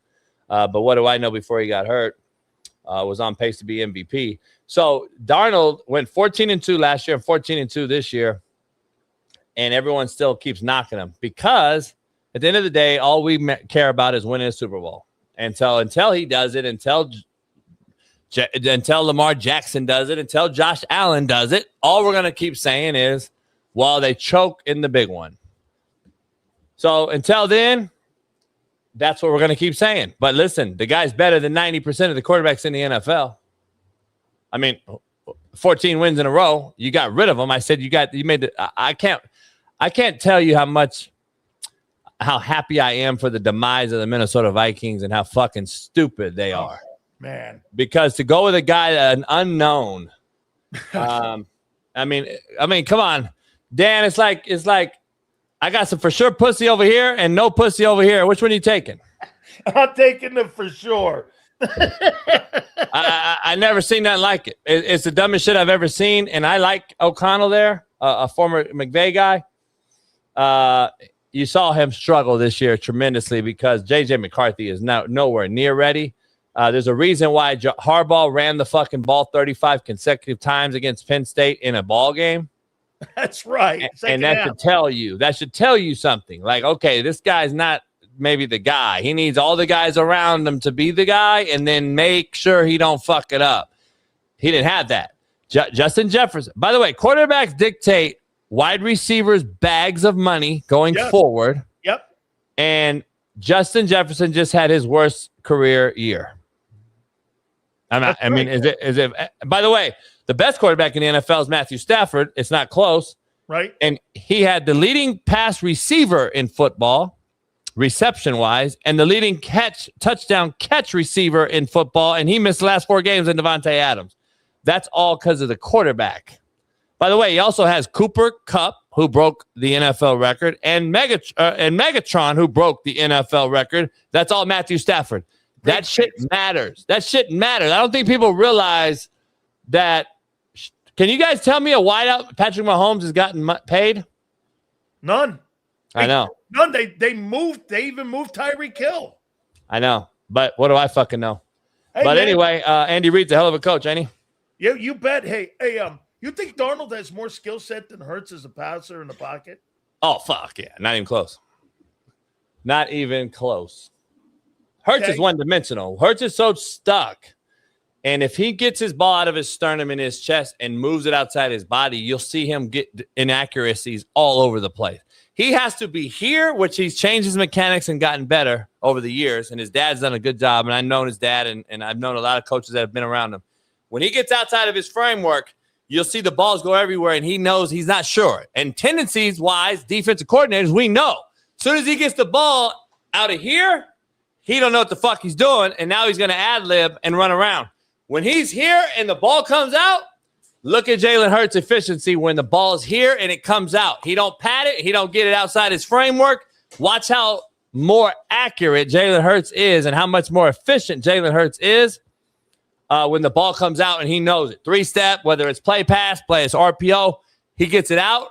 When it gets outside here, watch him run around and just watch the game this weekend and let me know. Since all you fucks in the chat know so much more than me. Hey, give me your thoughts on the Broncos. You get buying Bo Nix and what Sean Payton's done with him. 14-3 on the season. You talk about a guy that's won like 24 football games in his first 2 years there. I mean, it's been really a remarkable job. I didn't know what to expect with Nix coming out of college. You know, he's an older guy because he was, I think, a COVID kid. I think he was at Auburn for a bunch of years, and then he went up to Oregon. Do you think the Broncos are legit? I mean, we always question these guys. I mean, this is the issue.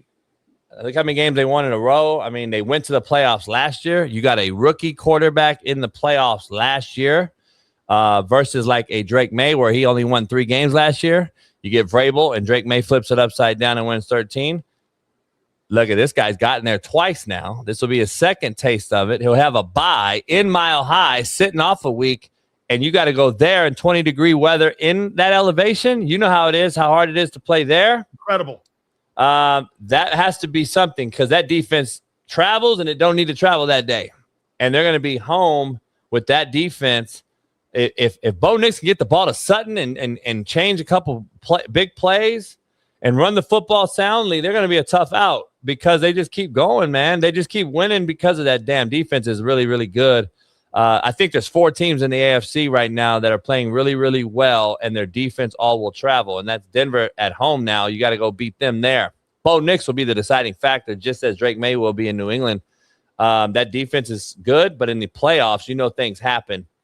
And if Josh Allen can get by Jacksonville, which I don't believe he can, Josh Allen's a guy that can rip that defense because of the ad-lib part of it, attaching, the run, force to Cook and trying to stop him.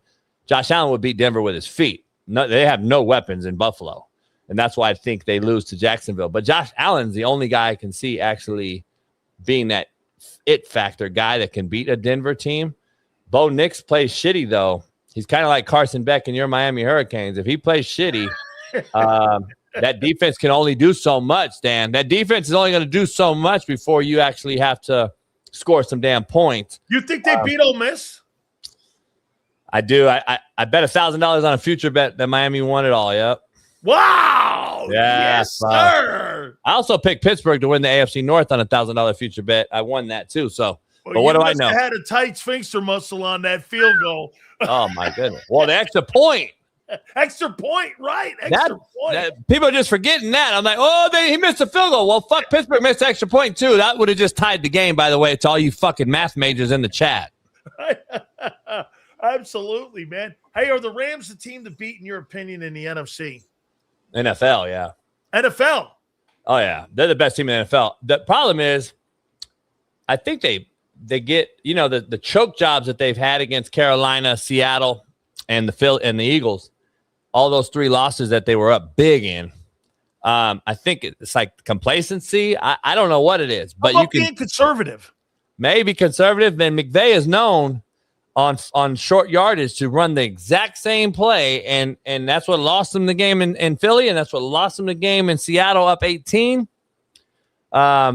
Listen, the thing is, I just said Sam Darnold, I love him to death, but he won't even win a playoff game because they're going to lose the Rams in their first game, Rams' second game in that deal up in Seattle. Stafford owns him. He's thrown for 800 yards this year against them. So and Darnold struggles against the Rams for the most part. Yeah, he made the 2-point play and got that win and all that shit. But goddamn, the Rams are up 18 with 6 minutes. How do you lose that game? So it is what it is. But I think the Rams focus in. They got a front four that rivals Denver, in my opinion. They don't have to bring extra pressure. The Rams don't, and they got the best ball spinner in football, the MVP. Adams will be healthy. They got a 1-2 punch at running back. Higbee's back at tight end. They run 3-4 tight end sets, and McVay does so much with the motion and shifts. They're going to be a tough out. I think they dog whoop and just absolute mollywop Carolina, not only because they beat them early in the year, but this is go time. And I think this is the time the Rams that'll be the biggest blowout of the weekend. The Rams will go there to Carolina and beat the shit out of them, and then they're going to go to Seattle. And that's what's unfortunate for Seattle. They don't match up well against the Rams. Coach, tell me this. Why do I look at the job that DeMeco Ryans has done, and I look at that team and I do this, and I go, look, was there a dude named Davis Mills was in there, and This guy was winning ball games too. They get Stroud in there. I'll tell you, Nico Collins, man, he's an underrated guy in my opinion for the size he has. That defense, they're great at every level, man. I mean, they have to have the best level. defense. I think the Texans have the best defense in football. Do you believe that could carry them to an AFC championship game? I don't know. CJ is another kid I've been around since he was a baby. And Tank Dell's my kid, played for me at Indy. CJ needs Tank. Davis Mills don't. See, that's the thing about it. And I love CJ to death. I think he's a great ball spinner, and he throws a great ball. He's digressed a little bit in the last 2 years. And I think he misses that slot guy. And I was shocked when the Texans got rid of Mitchie and sent him on, because I think that was a slot guy that CJ is known for. Ohio State, what they do, they ran 4 verts, RPO, got the ball in the inside slot, got it out quick. He misses that part of it. Now, he's got the great tight end. I like the tight end a lot and all that stuff, but he's not the same because these guys now in the 7-on-7 era that these guys have grown up in are used to spread it out, so I know who the backer to pick on is, who the alley defender is, and I see if there's 2 on the roof or there's 1, and now I know, boom, get it out. When we start condensing sets and getting into 11 and 12 personnel, and he doesn't understand, okay, fuck, now I got other things that can, spy me, and they fire zone me, and they drop D ends, and now it's all, it gets a little bit collusion on there, and so like, oh shit, it's a little cloudy for me, so I got to get out of there. You spread him out and get him in 10 personnel and 4 wides is when CJ is the best, but he don't have that slot player to beat a safety or a backer that he had with Tank Dell, and so Davis Mills, a little more wily vet, he understands every single part of the game. I think when he was in there, they were clicking. But the problem is you have to bring back your guy and CJ, who's your franchise. And I think they've taken a couple steps back. And I was just at that game against the Chargers 2 weeks ago on the field with them and CJ. And I think you could see it. He threw 2 great balls for touchdowns. But after that, I mean, he was really pedestrian in that game. I don't know if they have enough offense to beat a Jacksonville, a Denver. I think they get by Pittsburgh. I think Pittsburgh and the Ravens, whoever won that game, was a one and done. I just don't think they have enough weapons. But Houston's defense is legit. So it's as good as it gets there. Coach, if you had to pick Coach of the Year, Vrabel, Liam Cohn, maybe the guy in Seattle, Kyle Shanahan. There's been some great coaching jobs this year. If you had to pick, I mean, who would you take as the NFL Coach of the Year? Man, after Shanahan lost that game, I think you just got to take him out. I'm not a Shanahan guy, but what he did this year is unbelievable. You can't deny what he did again with that team, losing all the talent they lost in the offseason, playing Mac Jones and him, even though he wanted Mac Jones out of the draft. They forced him to take Trey Lance, who, he'll be in the UFL this year. The issue is with them, I think after that loss, you got to take him out. Man, I love Vrabel to death. I think instantly turned that thing around. Ben Johnson, what he's done with the second-year fingernail painter. I got to roll with the guy who I thought of the least going into this thing, and that's Duval. No doubt. I mean, what he's done there, man, and getting Trevor to back to – see, the thing is people don't want to talk about is – he's coached the shitty football out of him. Well, you got the number 1 pick back to being the number 1 pick, and that's very hard to do. Once you lose that, it goes to bust, and then you're like, oh, this guy's a bust, and he wasted our time. You got to ask serious questions right now for Cam Ward and all these other first pick overall picks right now. Are they going to be bust or going to make it through? Caleb Williams, all these guys, are they the guy in 2 or 3 years? Well, we just answered that. I think he's back to being the first overall pick, the guy he was at Clemson. And that's because you gotta point that out and give him credit. And what he's done with that team overall for a guy that took the job and everyone thought he was corny as shit, kind of like a Sirianni, right? Yeah. I don't know. Ben Johnson did a hell of a job too, because there's no way that I don't know. It's either he's done such a fucking hell of a job, or the NFL is so fucking soft that we let a guy that paints our nails beat us. I can't believe it. There's no way Caleb Williams gets by this next round. No way. All right. So, Coach, I'm going to ask you about some jobs here. We got a couple more questions for you here. is the Browns' job. And I want to paint this for you. Speaking of painting, I want to paint this here for you. So I heard that chick GM, the assistant GM to Andrew Berry, she said they want to hire the next coach with, like, not with merit, but with something to do with, like, they want to have it so that it's open for everybody and not by merit. And I was thinking to myself, I go, okay, I want the best coach possible to be in that position, whether he's black or white. I want the best guy available.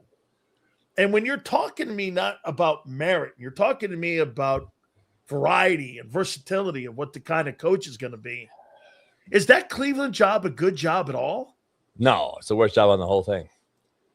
It's a shit job. You got a quarterback you got to bring back because you owe him basically $250 million. And they did say today they're bringing him back. Yeah, they have to. There's nothing they can do with that. That's not even no dead money you can just drop to the side. Number one, he's back. You got a lame duck quarterback. You just watched the worst 7 starts in the history of football with Shedeur Sanders. He is god awful. And then you got the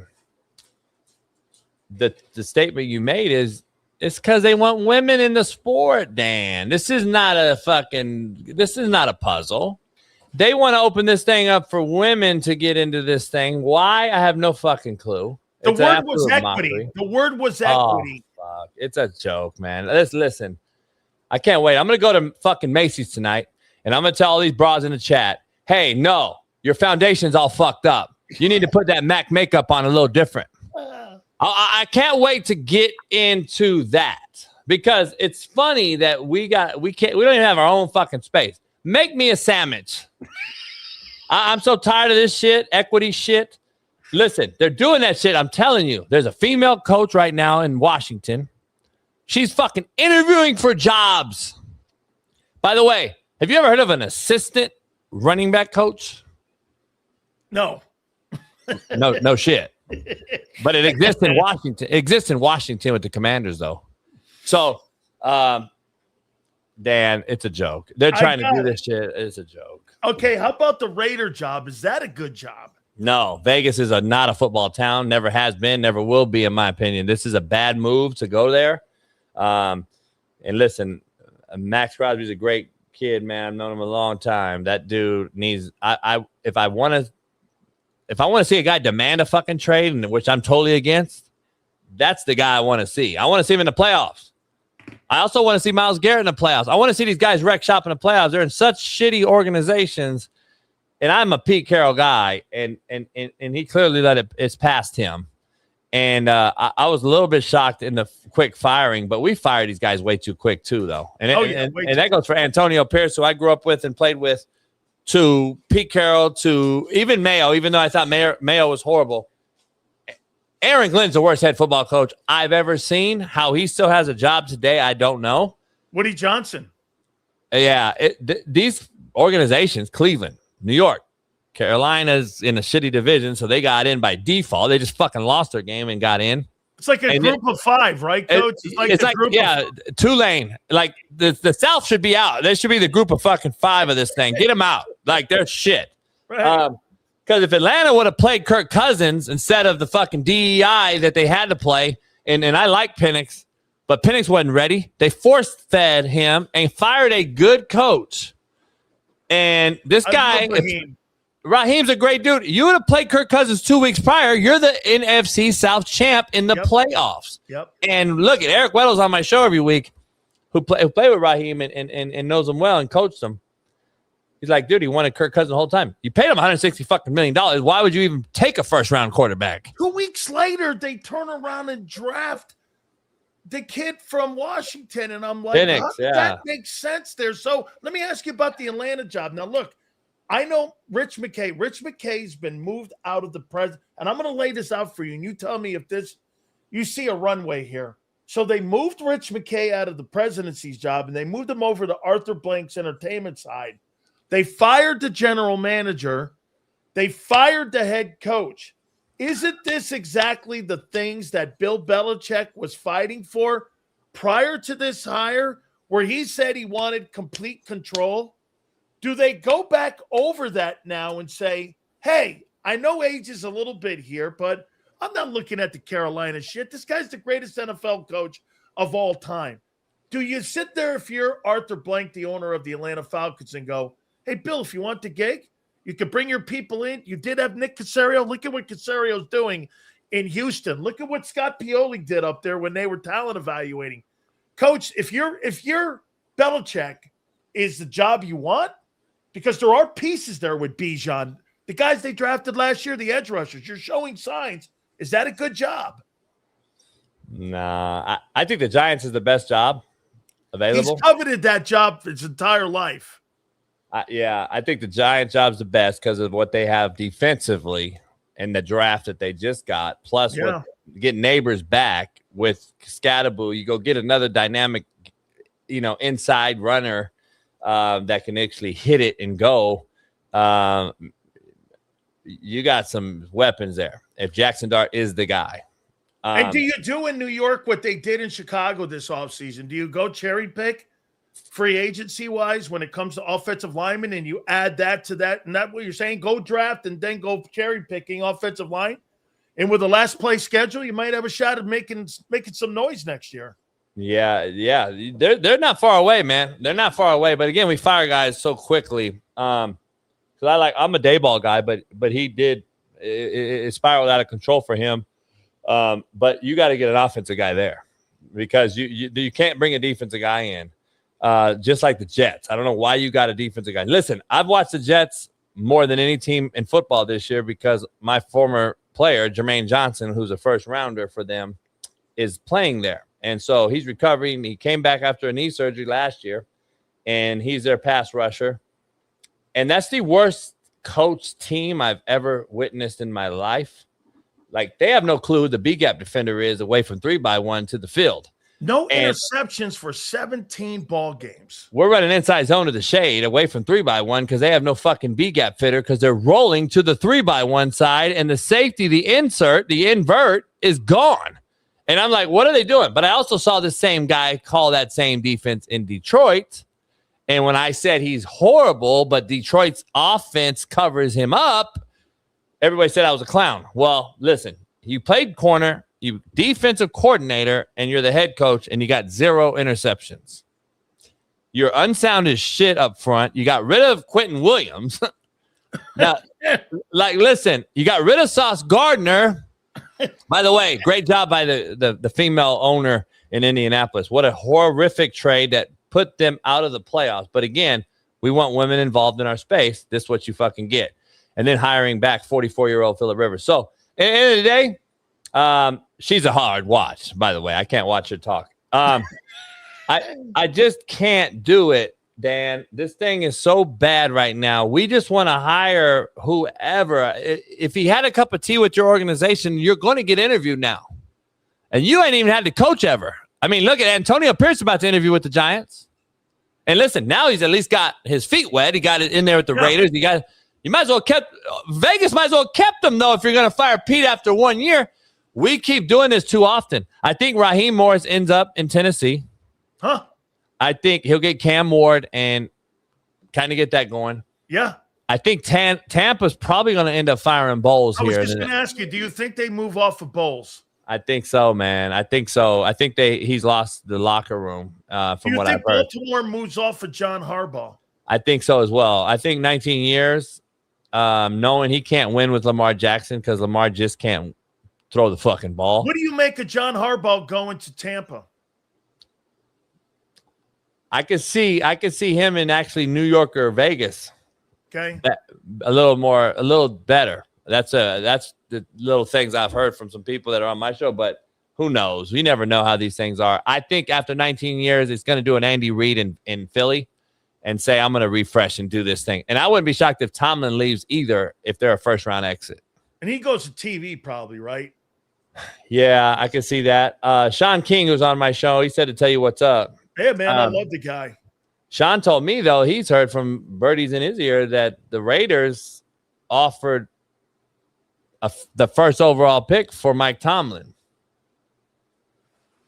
So is that right? And he lives in Vegas.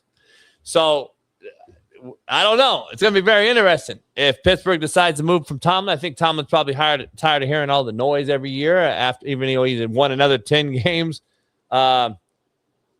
That could be interesting right there too. I don't know, Dan. It's going to be very interesting in these jobs. Stefanski, if I'm Detroit and I'm MCDC and I'm Dan Campbell, I call Stefanski now. Great call. And get him in there now to call the offense, because you need to get rid of and relinquish the offense. Become the CEO again. Become the ass kicker. Worry about special. Worry about watching your coordinators.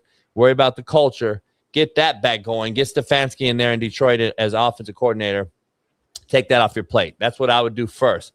Secondly, New York needs to find an offensive guy. I'm a good friend with Charlie Weiss Jr., great kid. His whole thing right now with Ole Miss and LSU, and is he going back? How about Kubiak? And I heard Charlie Weiss Jr. to New York to be the OC because he recruited and coached Jackson Dart. Makes sense. Yep. Plus, his offense is now away from Lane. Now everyone sees it ain't Lane. It's my shit. This is my offense. I can do it. So now he's going to get a lot of interest. But I would stay at Ole Miss if I was him, and then become a head college coach, which he will be. He's got the lineage, obviously. Okay, last one here for you, Coach. Yep. Have you in your life ever seen anything that is anything remotely close to what Curt Cignetti has done in 2 years at Indiana, where you and I know this? Coach, when I got a pamphlet of interest from a team and somebody would send me something from Indiana, I would laugh.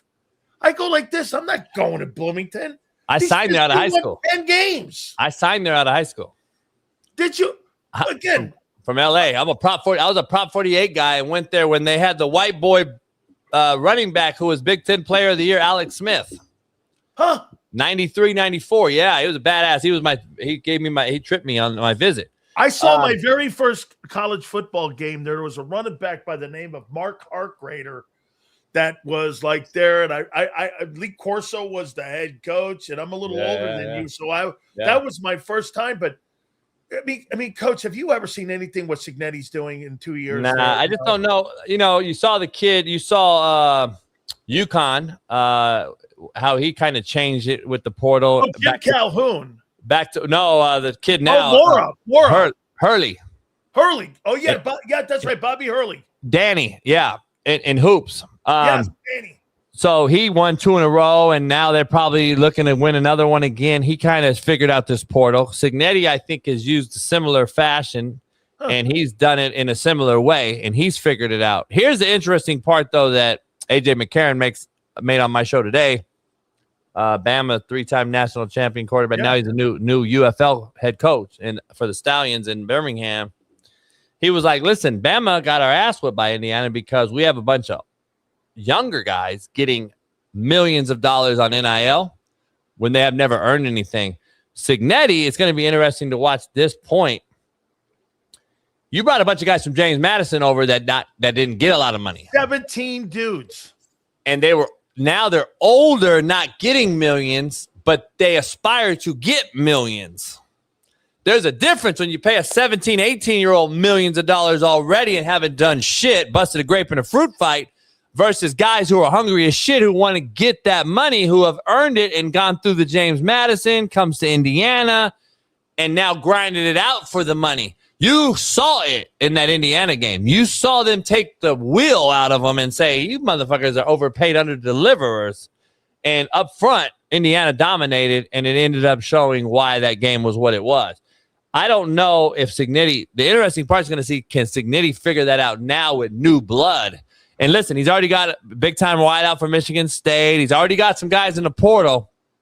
But are those guys going to be the same nucleus when you bring all your culture with you from James Madison? I'm curious to see if Cignetti can keep this rolling at a place like Bloomington. That's going to be the interesting part because no matter what, at the end of the day, they cannot compete with Ohio State money-wise, Michigan money-wise. So can he continue to do this with this lesser resources is going to be the fascinating part to watch there. Let me sneak this on. You believe that Max Crosby's on the move? I think Weddle and Steve Kim and everybody on my show, they think that this best thing to do is blow it up. Sean King said the same thing. If you're going to get rid of Carroll, that means you're going to blow it up. So you better blow this entire thing up and get rid of Crosby You actually have it. Who really, be honest with you, what is the first pick in this draft really worth? A squirt of piss? Yeah, I'm not impressed with this group of quarterbacks. Oh, I haven't been impressed in years. This is the problem. Why not just trade it? There's nobody. Mendoza, he's not an NFL guy, in my opinion. You have no NFL guys who are ready to come out. Dante Moore, maybe upside-wise. Chambliss is the most scary quarterback left in this Final Four. He's a guy I don't want to play if I'm Miami because of the pass rush. Because, you get out the fucking lane. You give him a lane, he's going to step up and run. And now absolutely. You're fucked.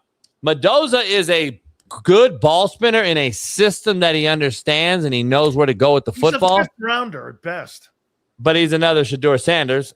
And so do you really have a guy that – why not just trade that pick, get some assets in Vegas, get rid of Max Crosby, get some assets, and build it up kind of like Chicago did and Ben Johnson did? I mean, they need O-line because I'm still a believer in Genty with an O-line.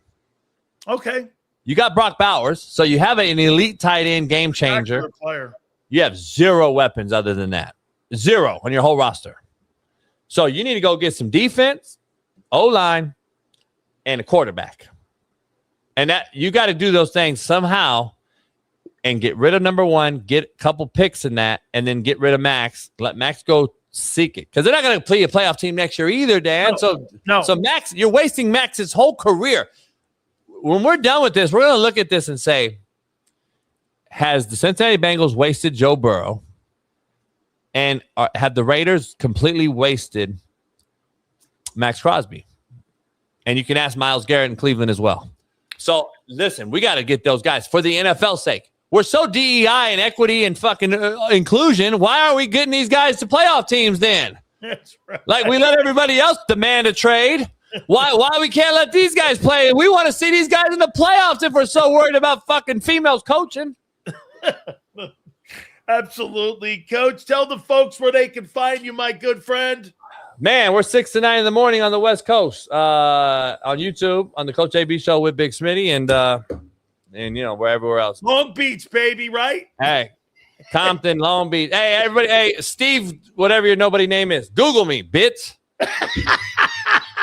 See you later, Coach. Thank you so much, man. I appreciate you, man. Great stuff, man. Great stuff. I love Coach, man. He's got a great opinion. Hey, Steve, nobody. All good. Big Z's going to join us at the bottom of the hour. We're going to get Randy Cross with us. That'll be at 5:30 from CBS Sports. We will talk to our dude, and we'll talk about them 49ers. The 49ers, again, like I said, man, I think it's a great coach football team. Unfortunately, on that side of the football, when you're talking defense, like Coach said, they're limited at every level. They are limited at every level. Okay? Let's see. Get this here. Yeah, because he called your boy not good. Well, hey, dude, get this about his opinion on Jalen Hurts. People outside of Philadelphia have that opinion of him. I mean, look, is that my opinion to that extent? No. So there's other people that got even stronger opinions about Hurts' abilities. What do you, the people that like covered the Eagles and like live in Philly, they live in a bubble. Because the reality of the consensus, why do you think that conversation consists every single time that Jalen Hurts has a suspect game or a bad game? Is because people have that mentality about him. That's not changed. By the way, we will do with Xander, we'll do our top 10 quarterbacks, and we'll do our top 10 football teams as we do. And this is the final regular season one heading into the playoffs this weekend. Look, my opinions on Hurts are not that. I'm not there with all of that, what he said. Now, the skill set stuff that he talked about is exactly what we talk about all the time. I think a lot of the stuff that people talk about when it comes to Jalen is the inability of the coaching staff to have developed a guy. You see it. If you just opened your eyes, you would see it. Okay? I mean, nobody's saying anything that people don't see on Sundays. Now, the stuff about being like he said that he's not going to make a play in the postseason, I completely disagree with that because he does make big moments and he does play good in big moments. So I disagree with that. That guy first came on. He loved Hurts. You paid him to talk down on Hurts because you hate that man. Holy shit. I paid people to come on the program? So, like, you're under the impression I paid The Rock to come on my program? My wife just laughed at you, Marshall. My wife just laughed at you, Marsh. Laugh again, Kim. We can't afford that. What are you, crazy? What are you? I paid people to come on the program. This is funny here. You can't spell Niner without IR. I pay people to come on my program.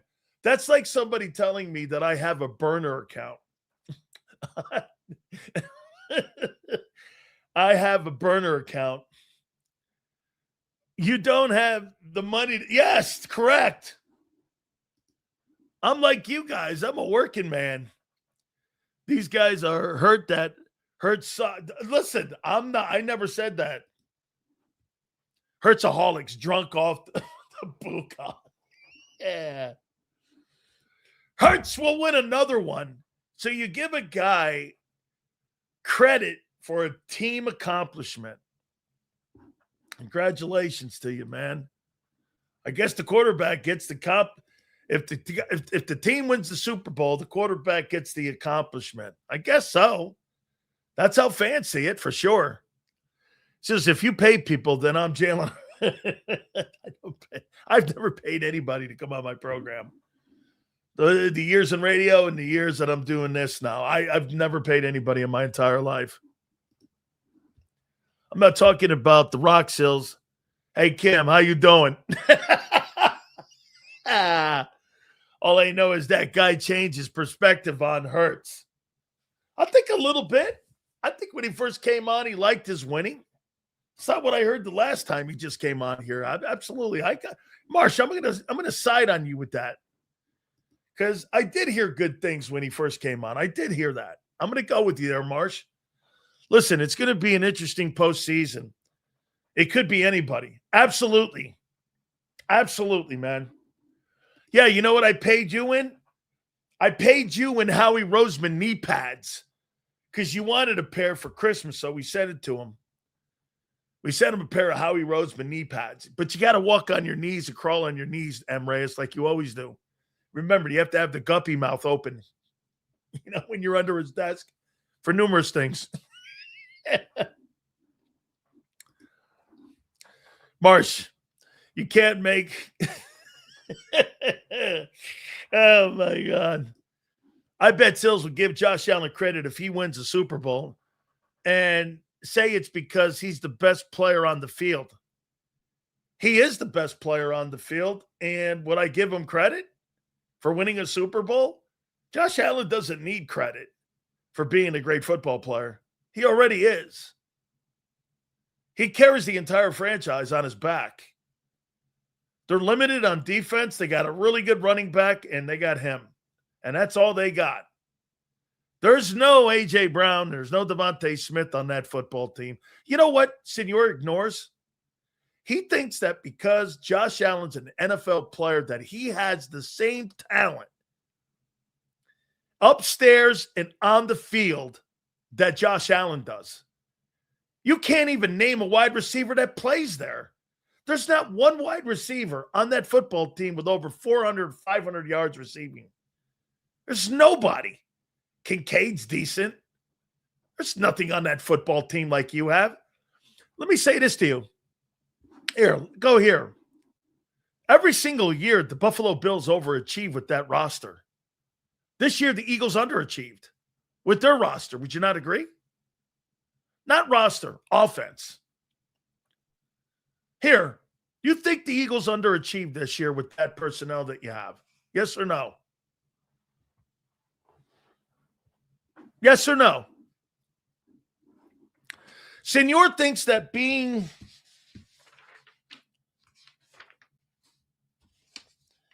Senor thinks they haven't underachieved. Okay?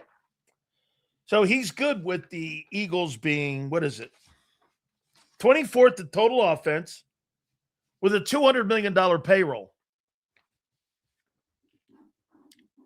Really don't have to really comment any more than that, do we? $200 million payroll, and you were the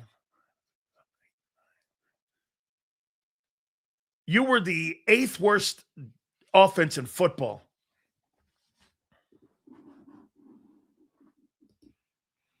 O-line been shit, starts with the trenches. Whoa. How much do you pay in the trenches, Twiz? Let's see. Both tackles make over 25.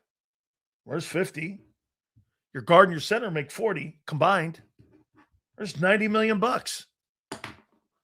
with 4 players. $90 million. $50 million, 2 wide receivers. You got $100 million. You got $140 million between 6 players, and you're 24th. And Senor says that's good. They haven't underachieved. All right. Seals is financially risk averse, and I'm pretty sure JB said Hurts and Allen sucked out loud because of their style of play. He's like progression pocket guys, and there's nothing wrong with that. I think Josh Allen's gotten better with protecting the football. I do. Think he's gotten better at it. Now remember, he's very limited when it comes to the players that he has on the field. He's got to make shit happen. I mean, there's no go-to guy on that team outside of the tight end when he's healthy. The back is exceptional. Sills, it's the cheerleader coach that's underachieving. How could the cheerleader coach be underachieving? If I want to go on that side and play devil's advocate with you, bro, he's been in the playoffs every single year that he's been in Philly. He's 6-3 in the postseason as a head coach. He's got 2 14-win seasons. And you want to hear this? The low-barred Philly is 11 wins now. And I don't look at that first year in 21 because that was a learning year for everybody. I mean, at the end of the day, there's some things to go that Nick should be awful proud of with what his staff has done and what he has to work around with the upstairs guys. Oh, y'all shooting shots. Me, I'm not changing my mind. I'm the ultimate Jalenite. Just stay over there when we win it all. At least I made Miss Sills laugh. How you doing? Great show, guys. Love you, man.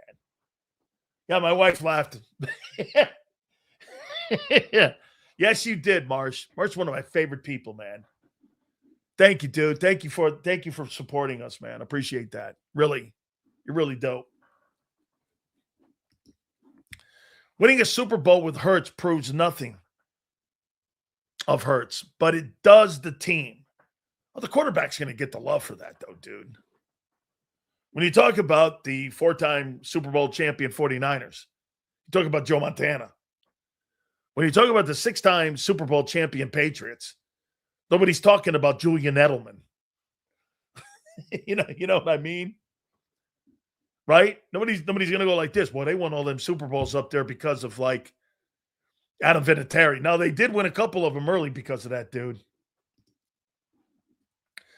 Sills, look at that face. The area we did not think would be an issue was the offensive line. Coach Stout is a great coach, but the depth is nowhere ready to step up. This is a huge issue. Again, you're right. This is a huge issue. Okay, as you're a first-run football team, and that's what the mentality is. But I think, again, that's what's happened to the team this year. The football team's run game has gone dormant. Sills, it's the Buffalo Josh Allen in a bag of chips. Yeah, look at the playoffs here. Here, I'll go here. Let me say this to you. I'll rank the rosters. Okay, in the NFC. Let me rank the rosters here. Big Z's going to join us at the bottom of the hour here. So let me rank the roster.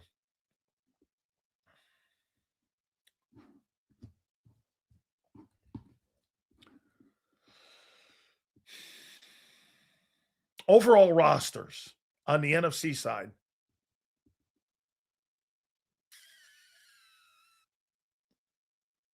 I think your offensive line's overrated.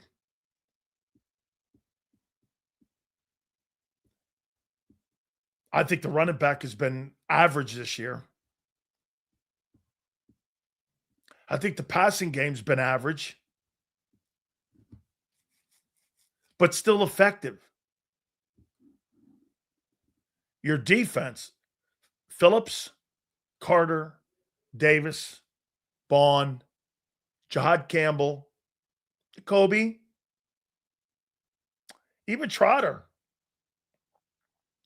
Hunt. Nolan's not a bad player. He's just not as good as the other guy. Cooper.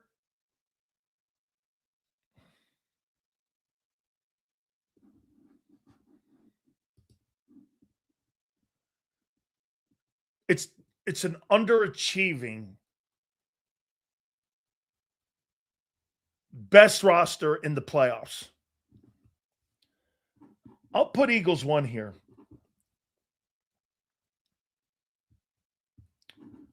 Second best. I would put the Packers actually number 1 if Micah was playing. And the tight end was healthy. Packers, Seahawks, or Rams. Devontae Adams, Puka Nacua, the running back. The old line's gotten so much better. The quarterback. The defensive front. Kobe Turner. Fisk. Verse. Not really happy with their linebackers in Los Angeles. I like Kitchens. Secondaries. So I'm not going Rams 2. I'm going to go Seattle 2.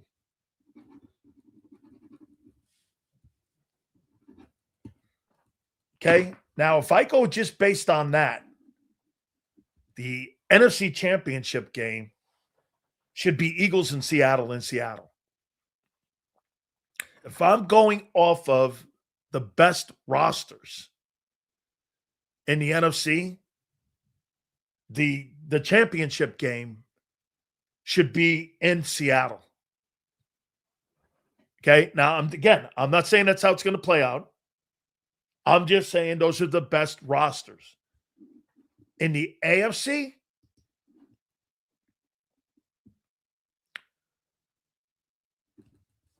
shit, maybe these are my predictions. I think the best roster in the AFC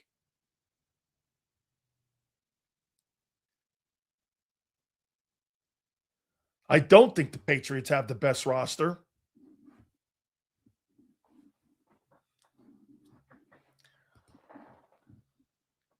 I don't think the Broncos have the best roster.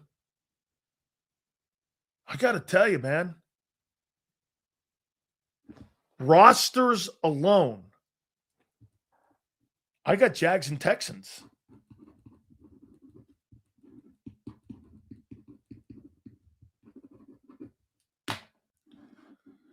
If I were to pick the best rosters, not who I think is getting there, but the best rosters in football on both the AFC and the NFC, personally, me, Eagles and Seattle, and Texans and Jags. Funny, that kind of looks like the conference title game, maybe. An AFC and NFC. Seattle's got it at home.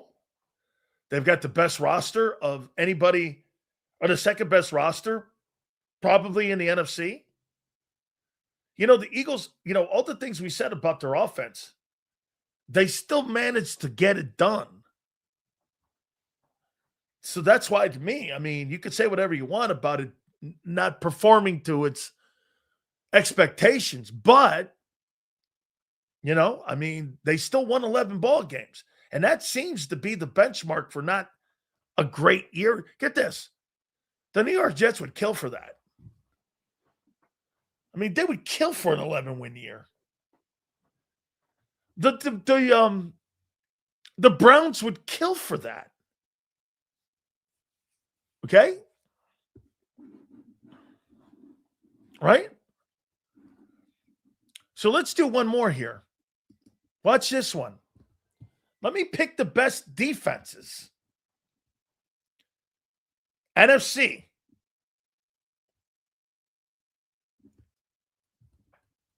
Eagles and Seahawks.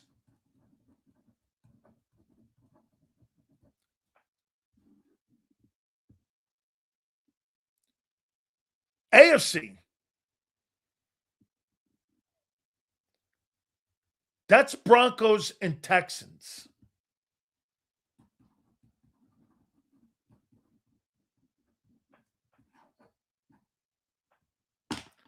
Funny. Talking roster, Eagles. You're talking defense, you're still talking Eagles. So let's rank the best offenses. Okay? So those 49ers are wondering if Sirianni's headset actually works during the game. 49ers went 12-5 and took a $90 million dead cap hit this year. It's pretty crazy. They had a great coach of the year. So the offenses, let's take a look at that. Okay? Playoff teams. NFC.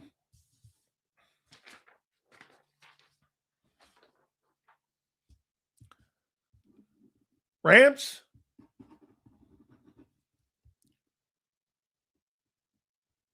And 49ers. Or Seahawks.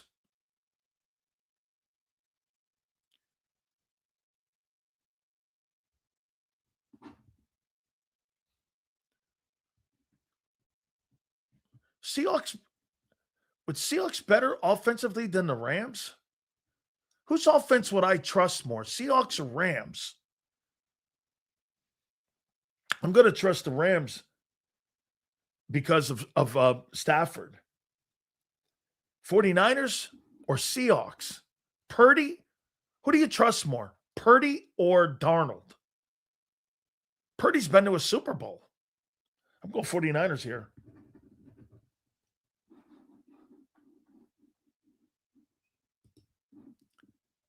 AFC, offense.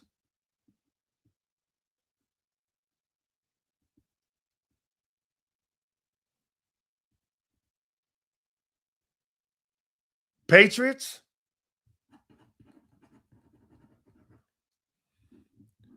And Bills.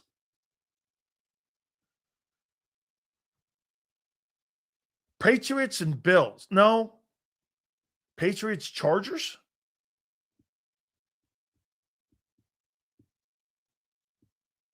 Not the Steelers, not the Texans.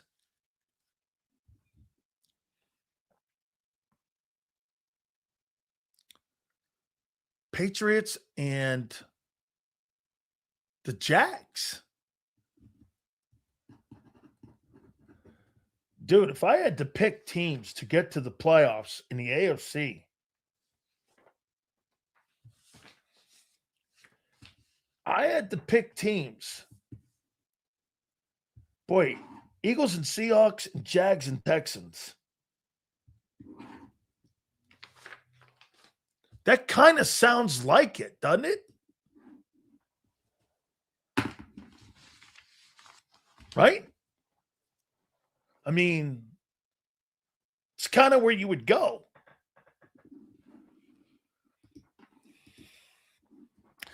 Seals, do the same exercise with coaching staffs. I like this exercise that we're doing here.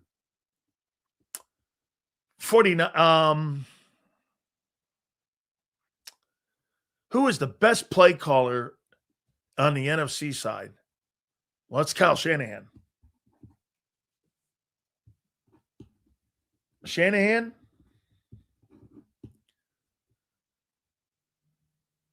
Shanahan and Robert Saleh.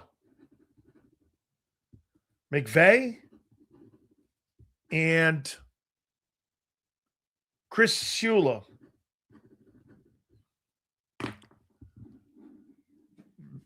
I mean, Vic is great, but KP, Ben Johnson, and Dennis Allen are great. Seattle's got a great coaching staff.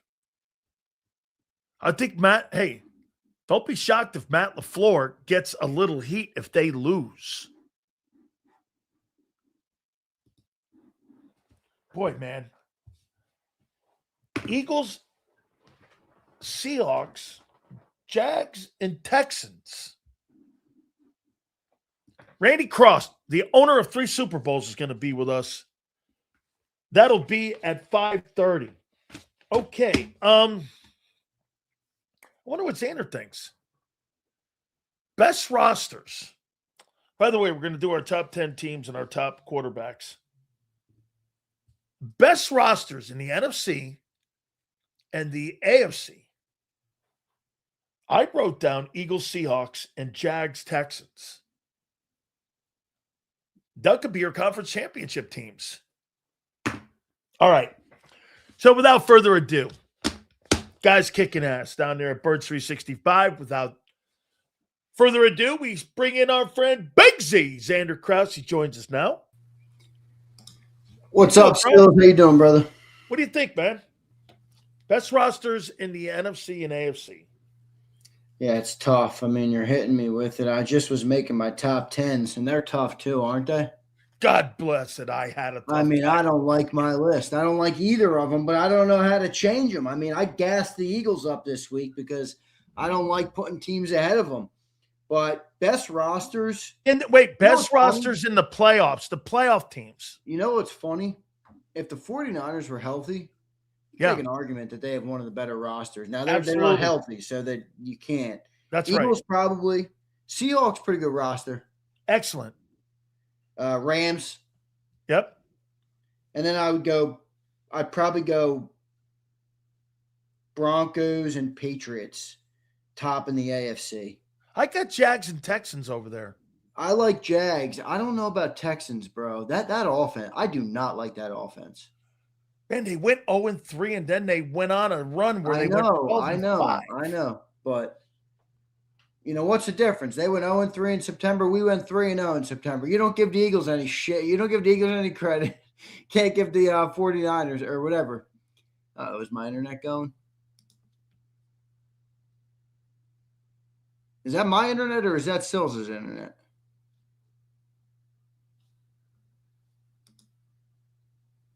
Uh-oh. I think that's Sills' internet, right? Xander's scared. All right, it's me. It's not my internet. It's Big Sills' internet. Let's see if he comes back. I'll tell you what, guys. I was making my top 10 rankings. Here's Sills back.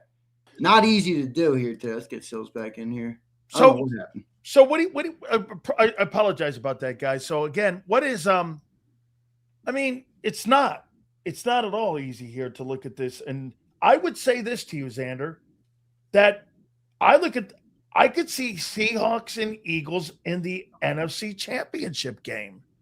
And that would be in Seattle. You know, it's funny you say that. I think there's a better chance of Eagles and Rams hosting in Philly. Because I think if the Rams go to Seattle, I think they're going to win the game. They lost in overtime last time they were in Seattle. I think they win that game. I think Seattle's been more impressive in those two matchups against them. Because I could make the same counter and go like this. Dude, they had 4 turnovers in that game at SoFi and still had last possession and almost won. But are you factoring that Darnold's not going to have turnovers in the playoffs? Because I can't factor that in. I just think they've played better against the Rams this year than what the Rams have played against them. Well, you like it that way. I think the Rams beat them, man. I think there's a good chance Eagles could host the NFC Championship game if they're able to get there. You can make an argument, Sills, that this is their toughest game until the NFC Championship. I mean, there's only one more, but I mean, if you're looking at the Bears in the divisional round, I mean, that's an easier matchup to me than the 49ers are this weekend. But I know people keep thinking of that Bears loss. I don't think the Bears are going to beat us twice. I think that Bears team is shaky. I mean, I think they've over-delivered for what they should be this year, which is an impressive coaching job and an impressive feat for them. But I don't necessarily know that they're ready yet to compete with the big dogs in the league in the playoffs. So we'll see. I mean, if they were in the AFC, I think they'd have every chance. But NFC is a little different to me. Wait, is this right? Jordan Love might not play? Holy cow. Really? I didn't hear that. I did not hear that. I don't either, Eduardo. I could see that happening. But if Love's not playing, Love's not gonna play. Now, I thought that kid played well, Willis, who came in for him, but that is a massive. I don't see that, Ro. I actually see the opposite. Yeah, I see 2 hours ago, Green Bay Packers quarterback Jordan Love will start on Saturday in the wildcard game against the division rival Chicago Bears. Yeah, he's going to play. I did see that too. He's going to play. Yeah. Questionable, but he's going to play. Let me ask you about the 49ers. I heard you and John talking about them this morning. What do you make of that football team going into this playoff game with this? Before you answer, I want to throw this out at you. They have beaten the Bears. They have split with the Rams and the Seahawks this year with that same shitty roster that John talks about. Yeah, I did see they elevated Ritter and they cut the other guy. But on the 49ers, I think they're kind of a sneaky team. Like, I don't think they're as bad as some people think, but I also think, they do have injuries. They do have big things that are hard to overcome. I mean, you're looking at that offense. That offense has hummed, but if you look at the common theme in their losses, they struggle with good defensive lines, dude. They struggle mightily. Someone put this up. Let me see if I can find it real quick. Of the 49ers losses this year, and they're all teams that had good defensive lines. So let me see if I can get this thing up. These are the teams they lost to: Jags, Bucks, Rams, Texans, and Seahawks. And they were manhandled in the trenches in all those games. So, the Eagles have this great defensive line. I like Brock Purdy more than most. I certainly like him more than Coach JB does. But I know what is his kryptonite. I mean, you get pressure on that guy. You move him off his spot and you spook him just a little bit.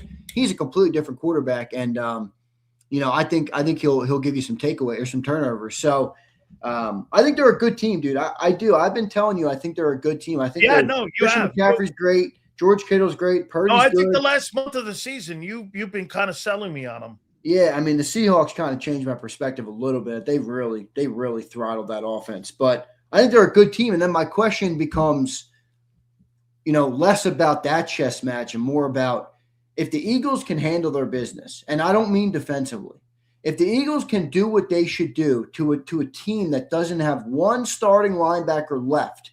Every linebacker that made the 49ers roster in September, every one of them is injured. There's not one of them available for this game. So you're looking at Kendricks. They just signed Kaiser White. You remember Kaiser White was on Philly in 2022 with Jonathan Gannon. He had a good year that year. They don't have any linebackers. So to me, if the offense can do what they should do, what they're paid to do, and score points, I think this game won't be close. But they haven't done that enough for me to be confident in that this year. So I think it's going to be a Vic Fangio game. It's going to be a defensive football game. I do think it's going to be a bigger win than you had. I think it's going to be double digit. I got 10. I got them winning by 10 with a late touchdown.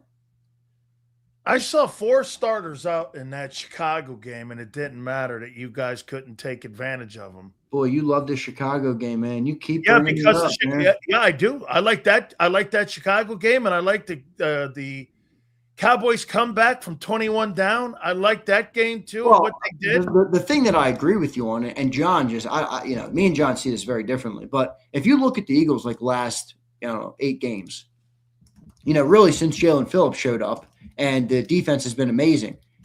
They do not score points on these good teams. Outside of the Raiders and the Commanders, where they put up 31 and 28, loss to the Broncos, they had 17 points on the board. The Vikings was good. That was early. They put up 10 points on the Packers. They put up 16 points on the Lions. They put up 21 points on the Cowboys and lost the game. They put up 15 points on the Bears and lost the game. They put up 19 points on the Chargers and lost the game. Then they blew out the Raiders. They beat the Commanders up. They put up 13 points on the Bills. And last week is a wash. They put up 17 points. I mean, so don't score points. Take the Raiders and the Commanders out. 13 points, 19 points, 15 points, 21 points, 16 points, 10 points.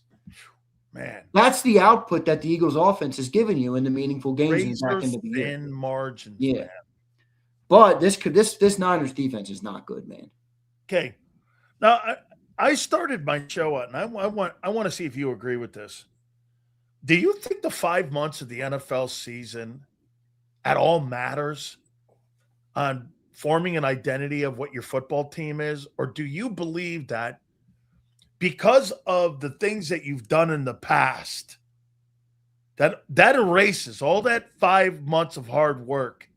When you go into the season, the second season, you think all the things that you did week in and week out, every game, every single month, how much do you take into account of what your identity is heading into the playoffs? Well, I think it matters because I believe in structure and I believe in foundation. But I'll say this, football is a game where that can all whisk away pretty quick.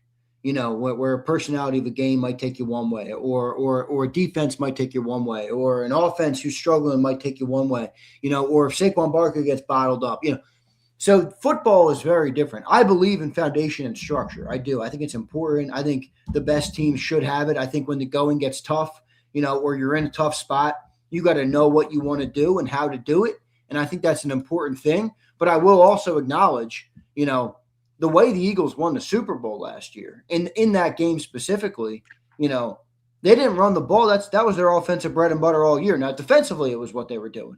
But they had to play different in that game. So it can change, but I do like it as a foundational thing where you can rely on that. You can go back to that. I think the Eagles are missing that a little bit this year. In a way, Sills, hasn't their identity become they're going to do whatever it takes in that given day? Right? And almost not in a positive way, more just in a way of we don't really have enough. We don't run the ball great. We don't pass the ball great. We don't play action consistently. They weren't even in the shotgun this year consistently because they got bullied into being under center. And now there's like this weird hybrid of both. Now, the good news is they're capable of doing a lot of different things, but they don't. It's like that old saying, a master of all, or what is it? Yeah. Would you rather be a master of one or can do them all or something like that? I forget what the saying is, but that's kind of how I feel like the Eagles are. They can do everything, but they're a master of none. How about this? This 11-16. Do you think this Eagle team's exceptional? No, but I think all things considered, I think it was, a decent year. I mean, you come off Super Bowl win. They've played 9 playoff games in the last 4 years. That's a lot. It's almost an extra season.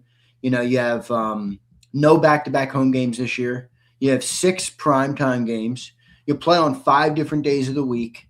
I think it was successful, but they're certainly not dominant. I think a good comp for this team is actually what if they're able to make a run here would be the Chiefs team of a couple years ago where they had that shoddy regular season. They beat the Niners. Yeah, right. I think weren't they 11-6 that year? They were 11-6. Yeah, that's kind of what I think this Eagles team is like to me. Remember, their defense was getting better, but not yet quite that good yet. Dude, you know what else I think is a major thing in this playoffs? I think the Eagles are the one team that really knows how to win. Even if it's ugly and even if it doesn't look like people want, they know how to win games. And that's where I give Jalen Hurts the most amount of credit. I think he's exceptional at that, knowing his way around and how to stay in the game and win a football game. So I think that's a big thing this playoffs, dude, is the lack of experience throughout. And then how will that give the Eagles an advantage in some of these games? I'll tell you what I think his best asset is with that point you just made. I think he's calm under pressure. Very calm. I said that this morning.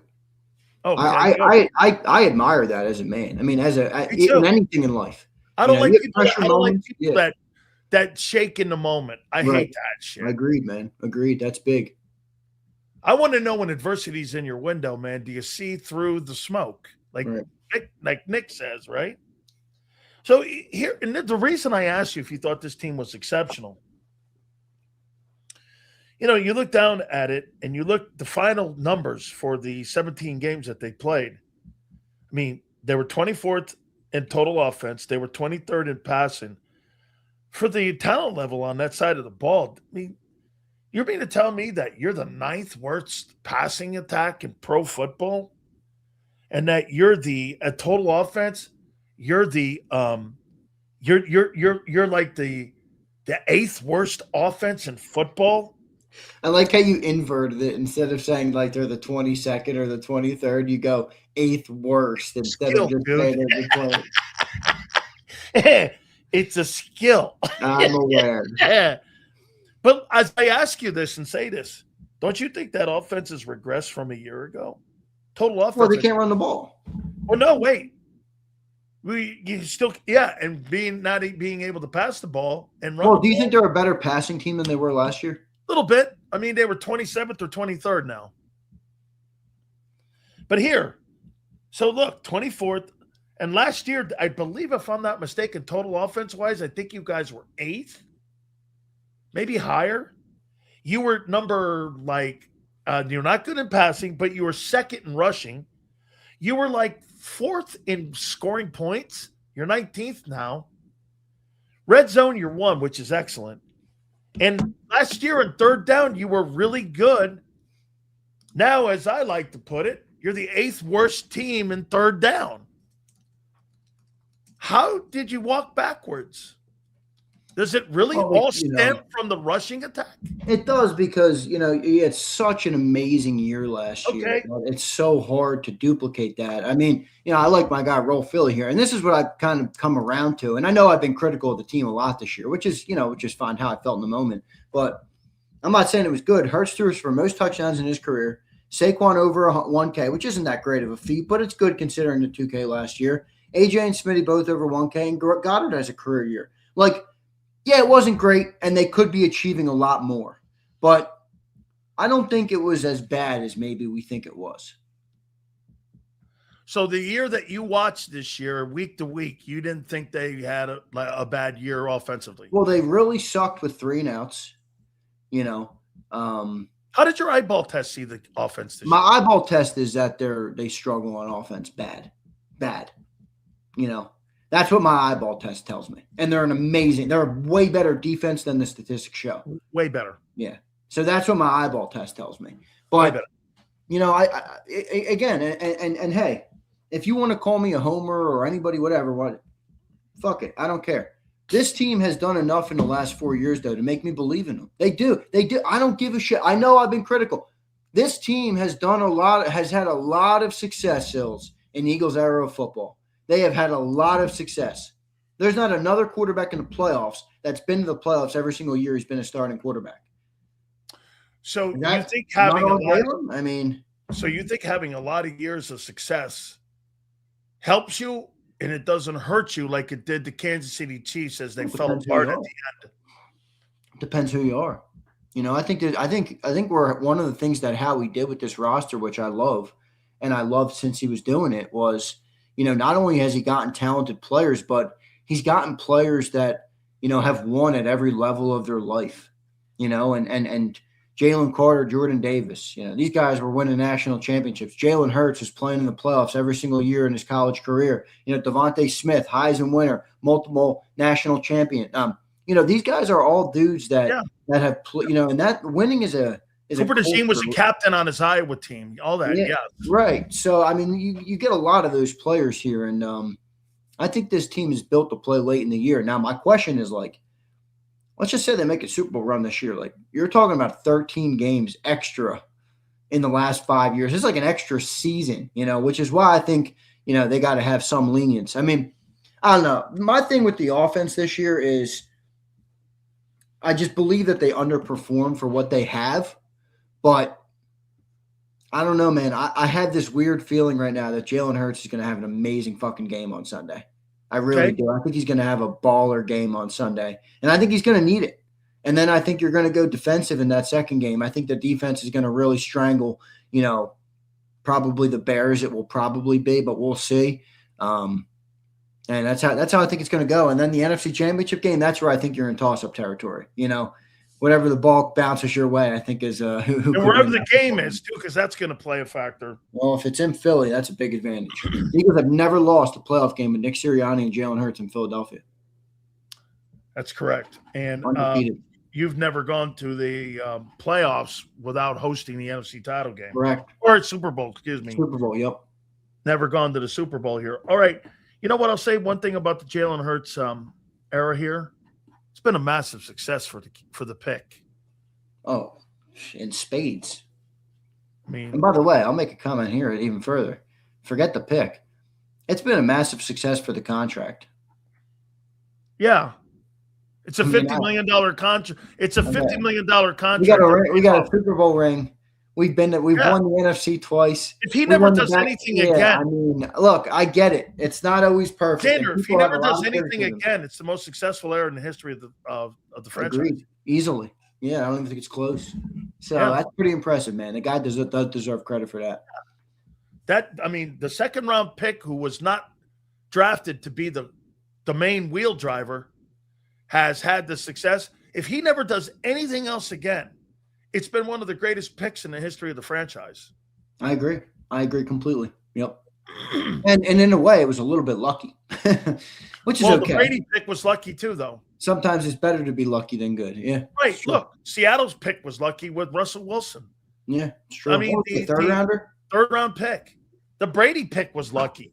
6th round pick. You know what I'm saying? I mean, the Purdy pick was lucky. Very lucky. Very lucky. Hey, do you not agree with this? One thing, 2 comments on Jalen Hunt. So if Nolan Smith doesn't pan out to be a frontline superstar guy, I happen to think he's a good player. I'm not saying he's a bad player, too. Doesn't Jalen Hunt, if you ever wanted to move off of Nolan Smith, doesn't that cover that pick? Because I got to tell you, dude, I think this kid here, I think he's got the makings of being something like a Trent Cole guy.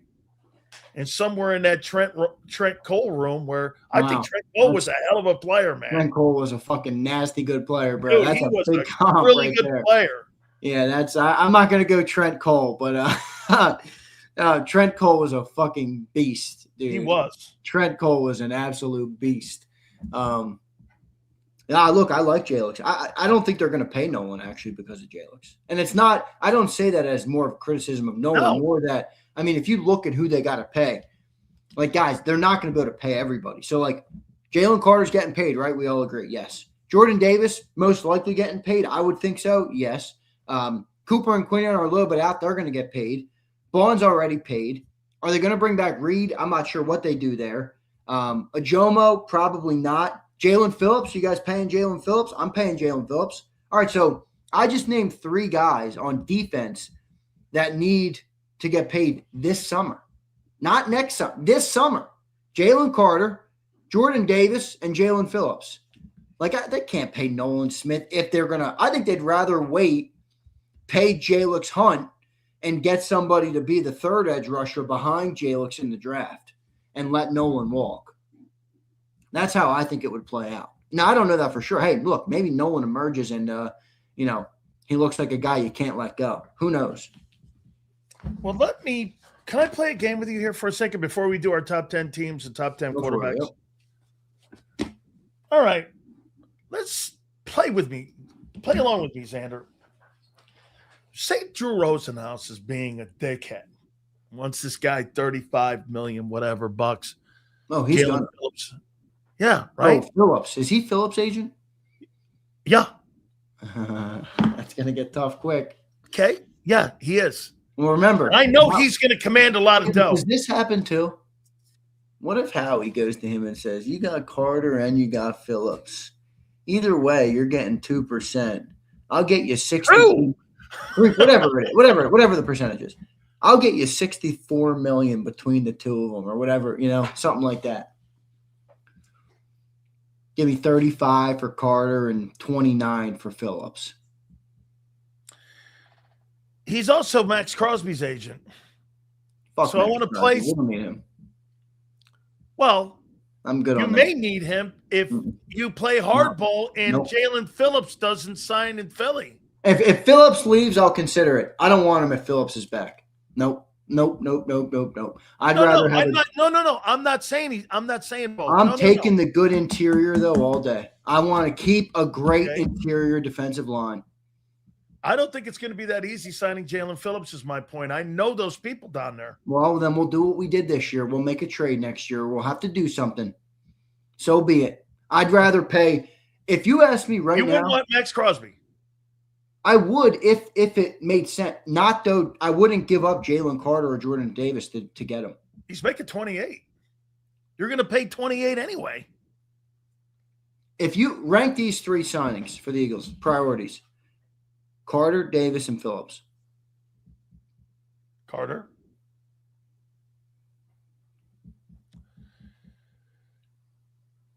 I'll tell you what. I'll go Davis too because of the way he played, but I don't like a guy with, he's not in a contract year. I don't agree that Davis is last, Kyle. I think it's Carter, Davis, Phillips for me. I want to keep the great interior. That's what we're built on. That's what this team is built on. Okay, so Phillips is going to be harder than you think, dude. I know those people. I know, but my point with Phillips is I'd rather you say that about Phillips than Carter. All right, if Phillips is hard and it doesn't work, not ideal, but we could pivot. We got Phillips for a third-round pick. Let's not act like we had to use a first round. It was the hardest thing to get. I mean, come on. Sure, Rosenhaus is Carter's agent too. So let me go here with this and go. Carter's going to get 32 plus at least. Okay. Let me just say he gets 4.5%. Is that what it is? Yeah, on the contract. Boy. That's fat right there. So remember something. If you sign a $100 million contract, Carter will get $100 million guaranteed, I think. Okay. For $80 million guaranteed. He's almost going to get $5 million just stroking the check, just like north of. He's going to get like $6.5 million.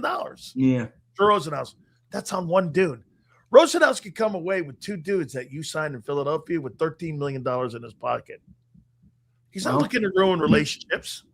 I got you. But if Jalen Phillips wants to play hardball and wants $32 million, I don't know if he's worth that. Well, the money's going to go up. Hey, that guy Trey Hendrickson's going to command some money, and I think he's overrated. I'm not paying. You don't want Crosby, huh? I do if it works with him what we have.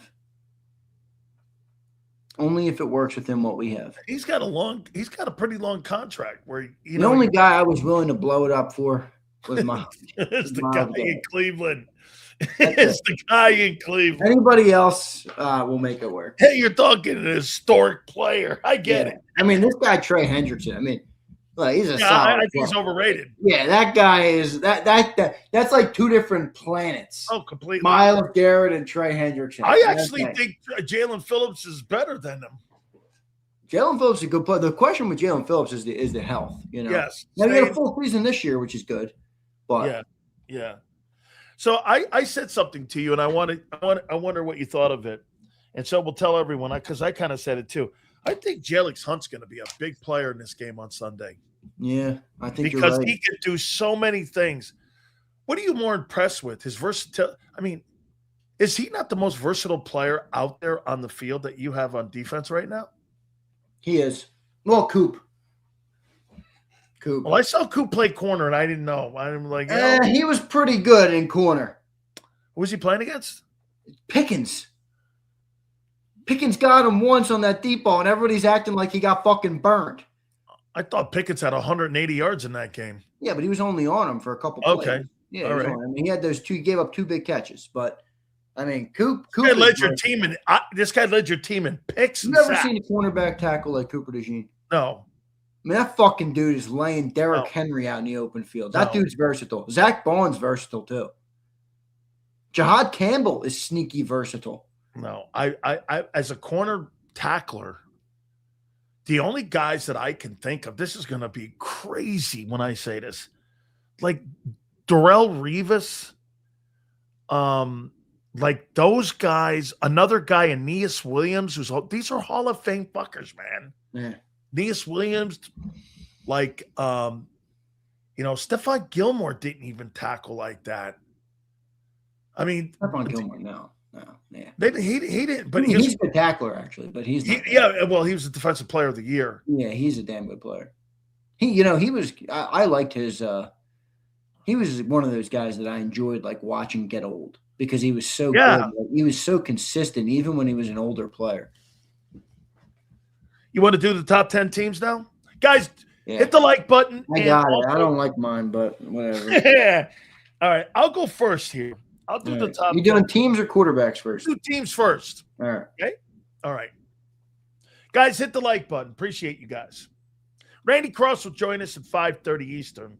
By the way, I'm working on Jerry Rice this week. Wow, that'd be sick. He's texted me back. At number 10, I get the Buffalo Bills. Okay, we're close. Yep, go ahead. Like it. At number 9, I've got the Chicago Bears. At number 8, I've got the Jags. Ooh, pretty low for them. They've been playing really good, man.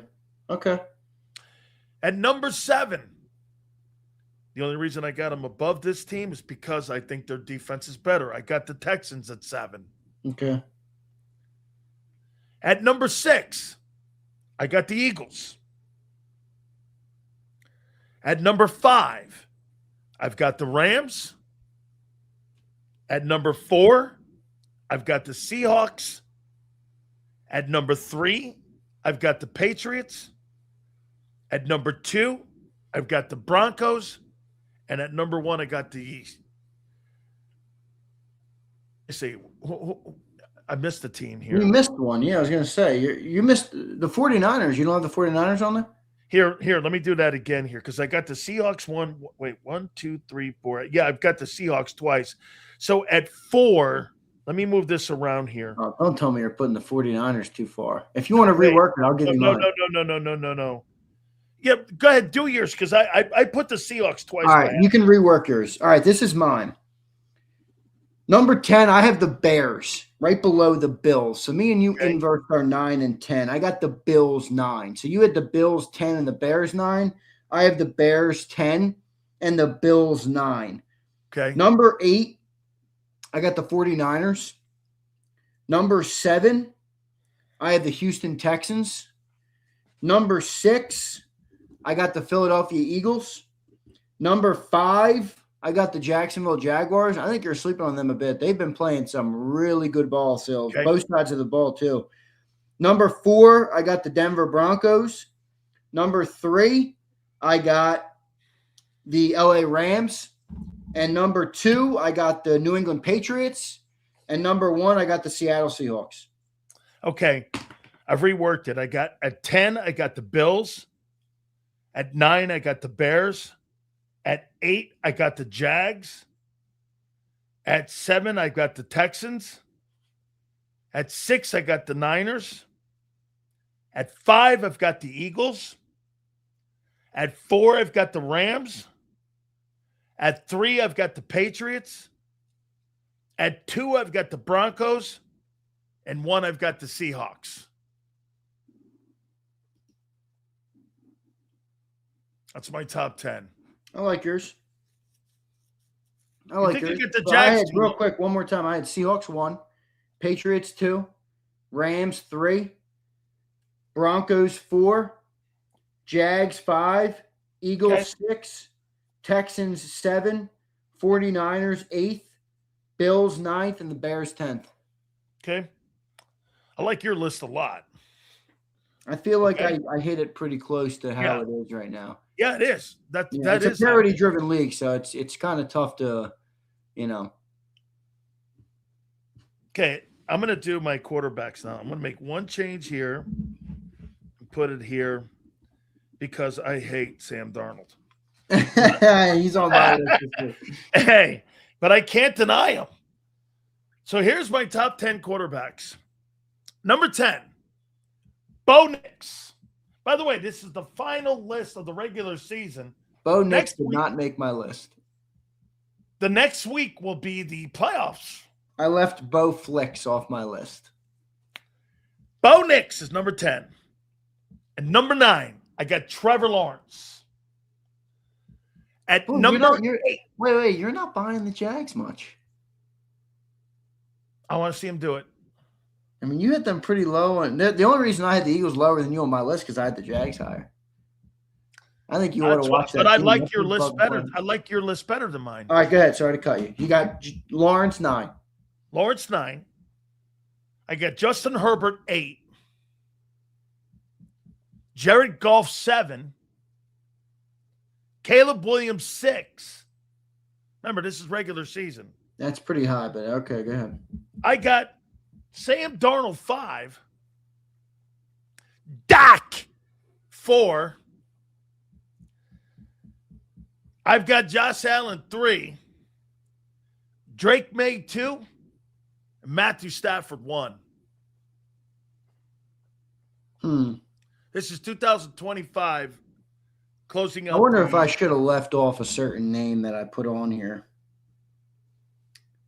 I put him on here because I thought he's had a good year, but he's missed a couple games. All right, rattle off your list one more time. Bo Nix at 10. Trevor Lawrence at 9. Herbert at 8. Goff at 7.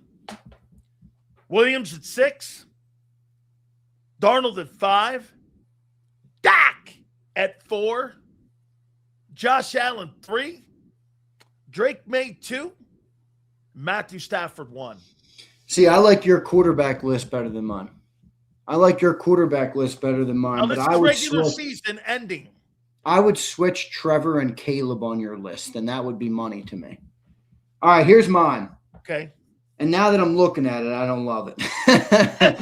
But it is what it is. I'll give it to you as I wrote it down. 10, I put Caleb Williams. 9, Sam Darnold. 8, Trevor Lawrence. 7, Brock Purdy. 6, this is the name I don't know if I should have put here, but I put him there because I thought he's had a really good year. Jordan Love. I know he missed a few games there at the end. I forgot that guy again. Yeah, I think he deserved to be on there. I put Jordan Love on mine. You think he's really – you know what? You're not the only one. I mean, everybody. I don't believe in him, but he's played well. I'm going off of how they've played this year. He's played good football this year. That's what I think he's only got 6 picks, get 23 tutties, 6 picks. Yeah, I think he's had a pretty good year. 5, I put Justin Herbert. I mean, that guy, if you watch a Chargers game, that's like he's got fucking traffic cones in front of him. Man. Literally traffic cones in front of him. Herbert 5.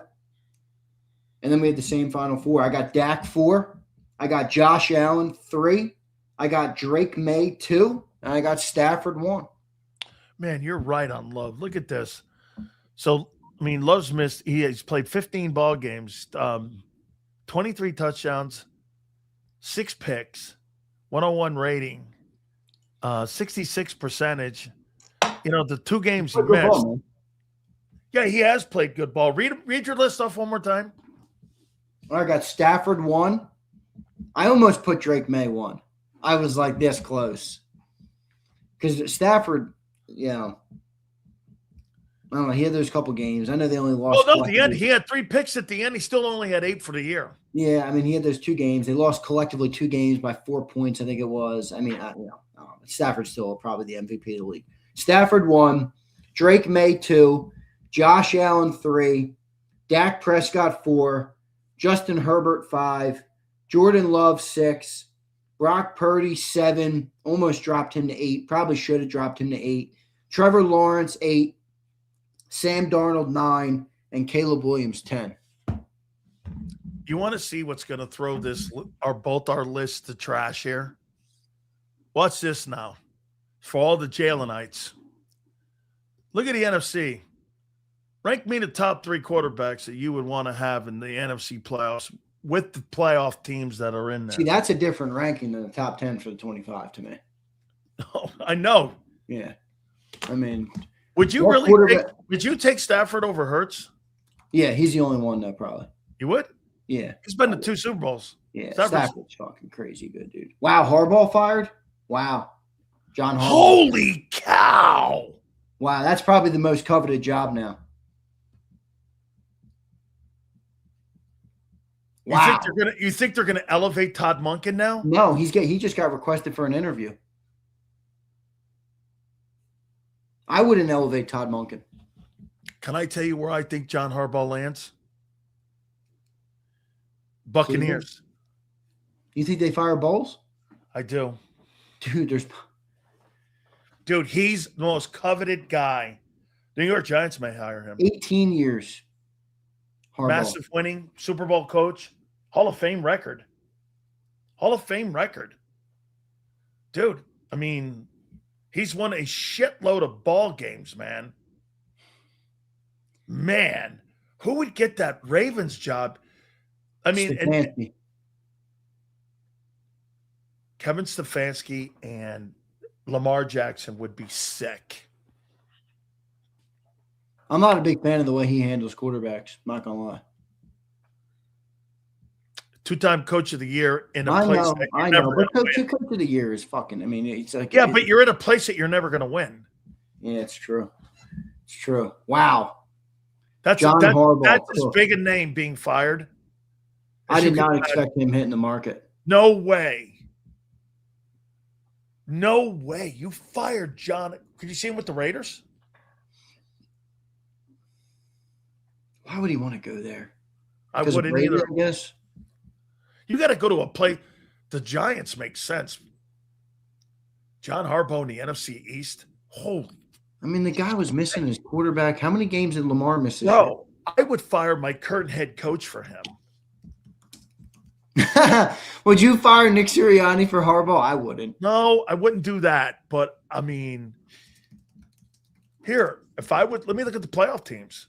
Oh, that's it. Rolls right. Kingsbury to the Ravens with Lamar. Is that going to be it? That would be great. Did you see the Commanders have now parted ways with both their coordinators? Boy, man, sometimes the old heads got to listen to the young gun. Oh, what a fucking collapse for the Washington Communists. What a collapse. Why would you get rid of Kingsbury, man? The guy was working magic with the kid. I think he wanted to get out of there. I agree. I think he wanted out mutual, too. Yeah. Yeah. How about John Gruden to the Baltimore Ravens? I like Gruden, but I think is the team going to bring him back? I don't know that. My God, how many wins did he have? I mean, he must be closing in on 150 wins. Oh, got him. Right? Super Bowl with Joe Flacco. I mean, I don't know. Here's the other thing I think here. And this is a tough combo to gauge. And I'm not saying that they, he's got 180 wins. But don't you think sometimes Sills like sometimes things just come to an end, right? Like I don't know. Maybe that happened with Harbaugh. No, it does. Yeah, I don't know. I don't think they should have fired him, but How about this here, Xander? 1, 2, 3, 4, 5, 6, 7, 8. In the last 8 years, 1, 2, 3, he's won 5 division titles. You fire that? And in the overall division titles, 1, 2, 3, 4, 5, 6, 7, 8.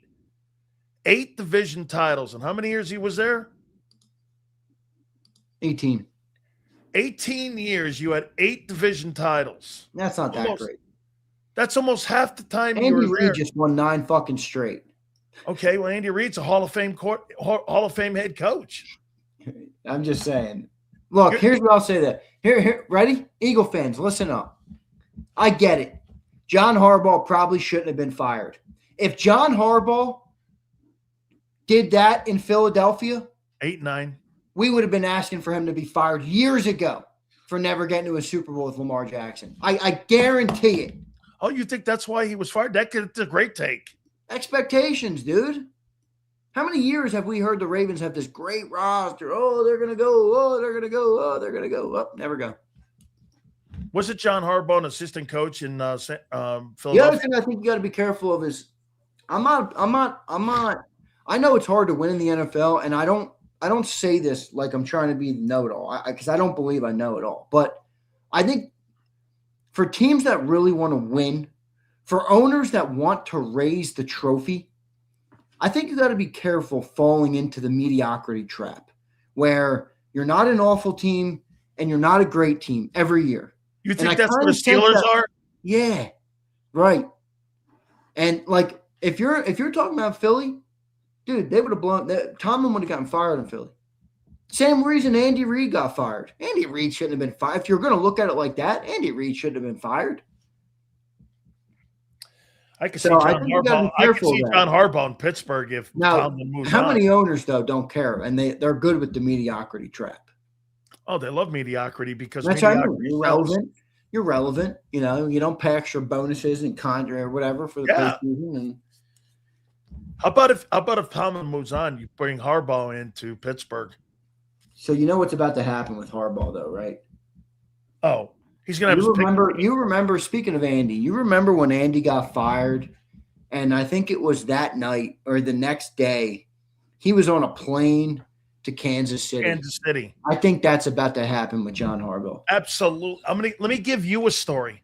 I'm on the air in Tampa, Xander, and at the beginning of my show, it was 6:00. This was years ago. It was 6:00. We just got word that Dungy had been fired by the Glazers. By the end of my show, he was the head football coach of the Colts. By the end of the show, the swing we had, Dungy's out, he's the head football coach of the Indianapolis Colts within a matter of 3.5 hours. I think that's exactly – now, if you're Harbaugh, don't you do this? Let me sit back and see other job availabilities. I'll tell you what, that Atlanta job having full control. Yeah, I'll give you a worse one. Eagle fans, close your ears. New York Giants. I just said, man, I think that's a great place for him, the Giants. Him and him and Jackson Dart. Play the hot take button.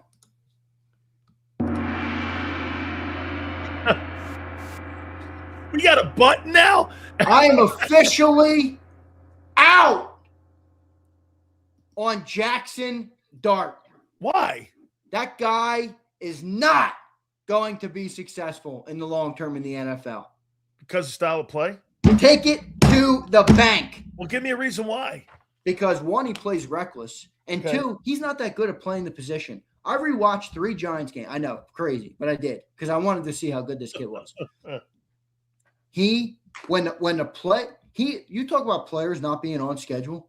That guy can't play the quarterback position well at all. When he gets pressure and he can maneuver and he shakes and he makes a play, it looks awesome. It's great. He can't play quarterback that well. It was my problem with him coming out of Ole Miss. He freelanced like crazy, made great plays. I am out on Jackson Dart, Sileo. Out on Jackson Dart. I have a scenario for you. Harbaugh to Miami, and he brings Lamar down there with him. Lamar wants to go home. Lamar wants to go to South Florida. Yeah, he wants South Florida, right? Yeah. Yeah, he went to Miami Northwestern. Like, he needs to go to a place that has foundational strength like the Eagles have. What place has that kind of foundational strength? How about this? Would you fire Matt LaFleur? and put Harbaugh's ass up there? No. Well, they got a they might though. Policy just took over up there. I know, and John said that apparently they're not huge on LaFleur. John Harbaugh in Green Bay. I'm out on Jackson Dart. I don't give a shit what you all in the chat say. Who's throwing to Wan'Dale Robinson? Wan'Dale Robinson had 1K this year. Nah, I had more than Smitty. That guy's not going to play more than 5 years. I don't think he's that good. I really don't. Well, he's that good. He did win a game against you guys. I mean, all right, cool. Congratulations. Winning a game is different than having sustained success. Well, I got it, but he's a rookie, man. I mean, I don't think he's. I do not want to see Harbaugh go to New York, though. No way. He'll make them at least a competent team. Would you fire Washington? Would you fire Dan Quinn for him? They should fire him. Dan Quinn's one of those guys where the shelf life is so short you can almost taste it. I mean, it's like, get that guy out of there. They fired They got rid of both their coordinators. You think Dan Quinn's going to rebuild it again? This guy's going to have a pick where he wants to go. I mean, now you have owners that are going to be doing this. You know what they're going to do today? They're going to look and evaluate their own guys and go, do I want to get on the horn? Because somebody's going to get to him, dude. Dude, what if Andy Reid steps down? No, he's not stepping down. What, would you step down in the middle of a Hall of Fame quarterback's career? You're 68 years old. I don't know. No. Andy Reid strikes me as the guy that wants to die in his office. And I like people like that. It's like Joe Paterno. Guy stopped coaching. He was dead a couple years later. Bro, you and I both work every day, man. I love guys like that too, man. No, but I'm just saying, like, some dudes don't want to retire. I don't think Andy wants to retire. I got it. I don't think Vic. I hope Vic has that too. But Vic strikes me as a guy that wants to kick it up and watch some. I think Vic's going to be a guy that's just going to go like this. I'm out. Yeah, I hope that's not soon. You think Belichick comes back? I think with all the openings, it could be a possibility. I don't know why the hell did he go to UNC? That was a weird move, man. Yeah, but I don't. Some broad he's got wrapped around his finger that's telling him what to do. Hey, man, Hoochie will make you go crazy sometimes, dog. I'm with you. I got it. I'm not that guy either. I got it. No, hey, I'm like you said, man. I plant my flag anywhere. I don't need it. Hey, dude, I think Belichick's name's going to get back in the mix. Well, now with all these openings, and you think there's more openings coming? Yeah, I do. I think the Bulls. Here's why: because he's meeting with the Glazers today and tomorrow, Bulls. And you know what he said? Listen to what he said in his presser yesterday. He goes like this: "I deserve a chance to come back and coach the 26 team because I won 3 division titles." Bro, you won 3 division titles in a division that's considered the group of 5, the NFC South. That's nothing to shake a stick at. I mean, that's not that impressive. You think they should fire him, Bulls?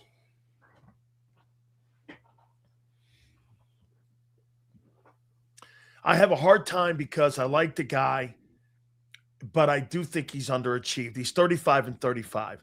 Okay, 35-35 in Philly gets you what? Fired. Okay, well, right? Where's John Harbaugh from? I think they are Ohio.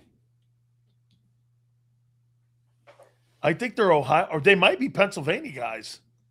I thought they might be. Yeah. Michigan. That's right. They were born in Ann Arbor. You know, Detroit just fired their offensive coordinator. I could see Kevin. If I would get this, I love what Coach said about Kevin Stefanski should go to Detroit if he doesn't get a head coaching job. Yeah, he's going to get a head coaching job, though. He is. Yeah. He is. If you're the Jets, do you fire Aaron Glenn for John Harbaugh? If you're John Harbaugh, I'd say, who's calling the Jets? Click, hanging up. No, thank you. I don't like the Dolphin job. I don't like the Brown job. I don't like the owners. What's the closest team with the job opening to Michigan? Cleveland.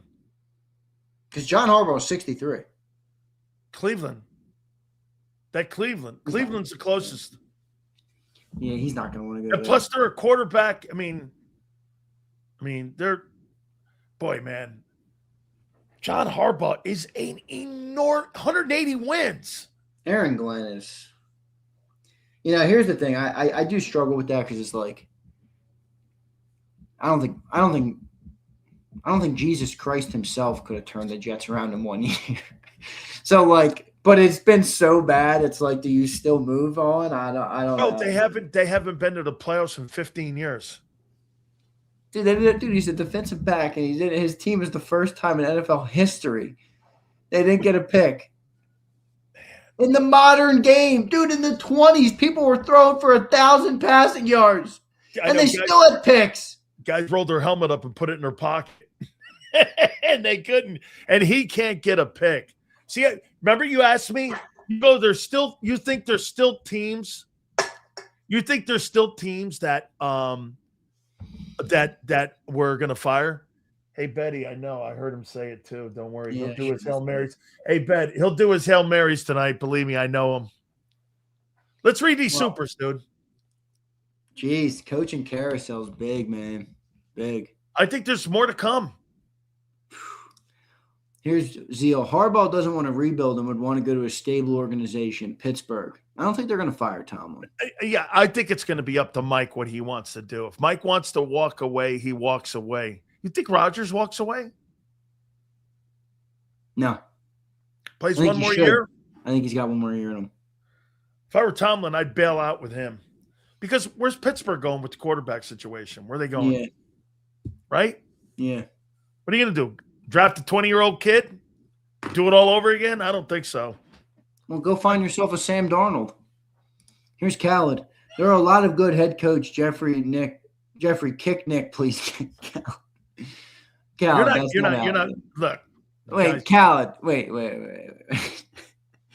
Khaled, did you really just advocate for one of the winningest coaches in NFL history so far, who's been to 2 Super Bowls, who's won the NFC twice, who's won back-to-back NFC East, who's won 3 in 5 years, and has been to playoffs 5 straight years? Did you just advocate for that guy to get kicked? I mean, come on, Khaled. Not happening. It's not happening. It's also dumb business. It's bad business. Jeffrey's not that stupid. How many times has John Harbaugh been to the AFC Championship game? 1, 2, 3, 4, 5.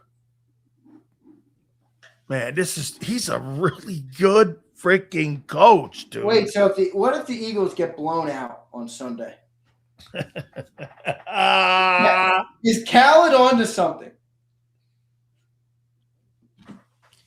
Is Khaled on to something? If you were going to replace a guy like Sirianni on Sunday, if you were going to replace a guy like Sirianni, it would have to be with a guy like Harbaugh, wouldn't it? You're not replacing him with a dude. They replace him with Stefanski or maybe Cliff. They like offense.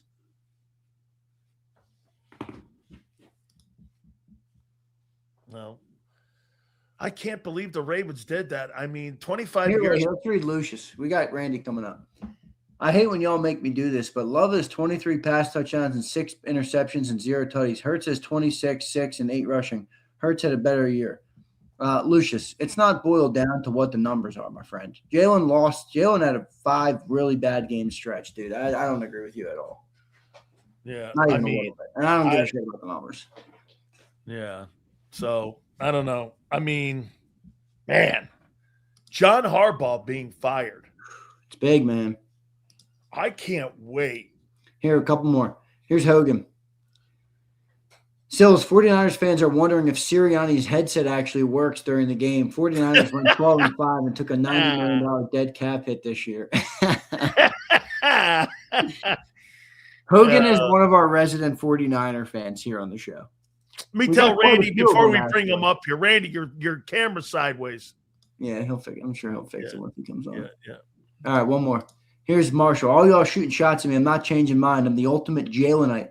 Just stay over there when we win. At least I made Mrs. Sileo laugh. How you doing? Great show, guys. I said that I pay for my guests to come on. You know, she was like, and then my wife started laughing. I was like, yeah, no, that's not what we're doing here. Love had a bad 5-game stretch also. Yeah, he has. Yep, he has. All right, we got. All right, man. All right, my friend. I appreciate you very much. And we're going to be talking to a 3-time Super Bowl winning man here coming up. I'm looking forward to the game this weekend too. It should be a good one. Absolutely. All right, brother. See you, man. Appreciate you, brother. Thank you very much. All right, we are going to talk now with our friend Randy Cross here, and we're going to get his opinion here coming up here in a second here. I'm going to tell you, I think this game is going to be an interesting ball game, and I think this has been one of the better coach seasons by Kyle Shanahan. And I want to get to my friend. I haven't talked to him in a little bit. Want to wish him a happy new year here. Let's bring in Randy Cross. He joins us now. Randy, how you doing, brother? I'm doing great. Doing great, Dan. Yeah, Merry Christmas and Happy New Year to you. It's been a great year. Absolutely, my friend. So give me your impressions. 2025 San Francisco 49ers have been what, in your opinion? The number one team in the NFL doing more with less. I think this is Shanahan's finest job coaching wise. If you look at everything he didn't have and all the injuries and the amount of games lost and everything else. The other night was an ass kicking, but Seattle's defense can do that. They're not unlike Philly's defense, who they have now. They can put that kind of game on you. But Kyle just did an amazing job, I thought, this year.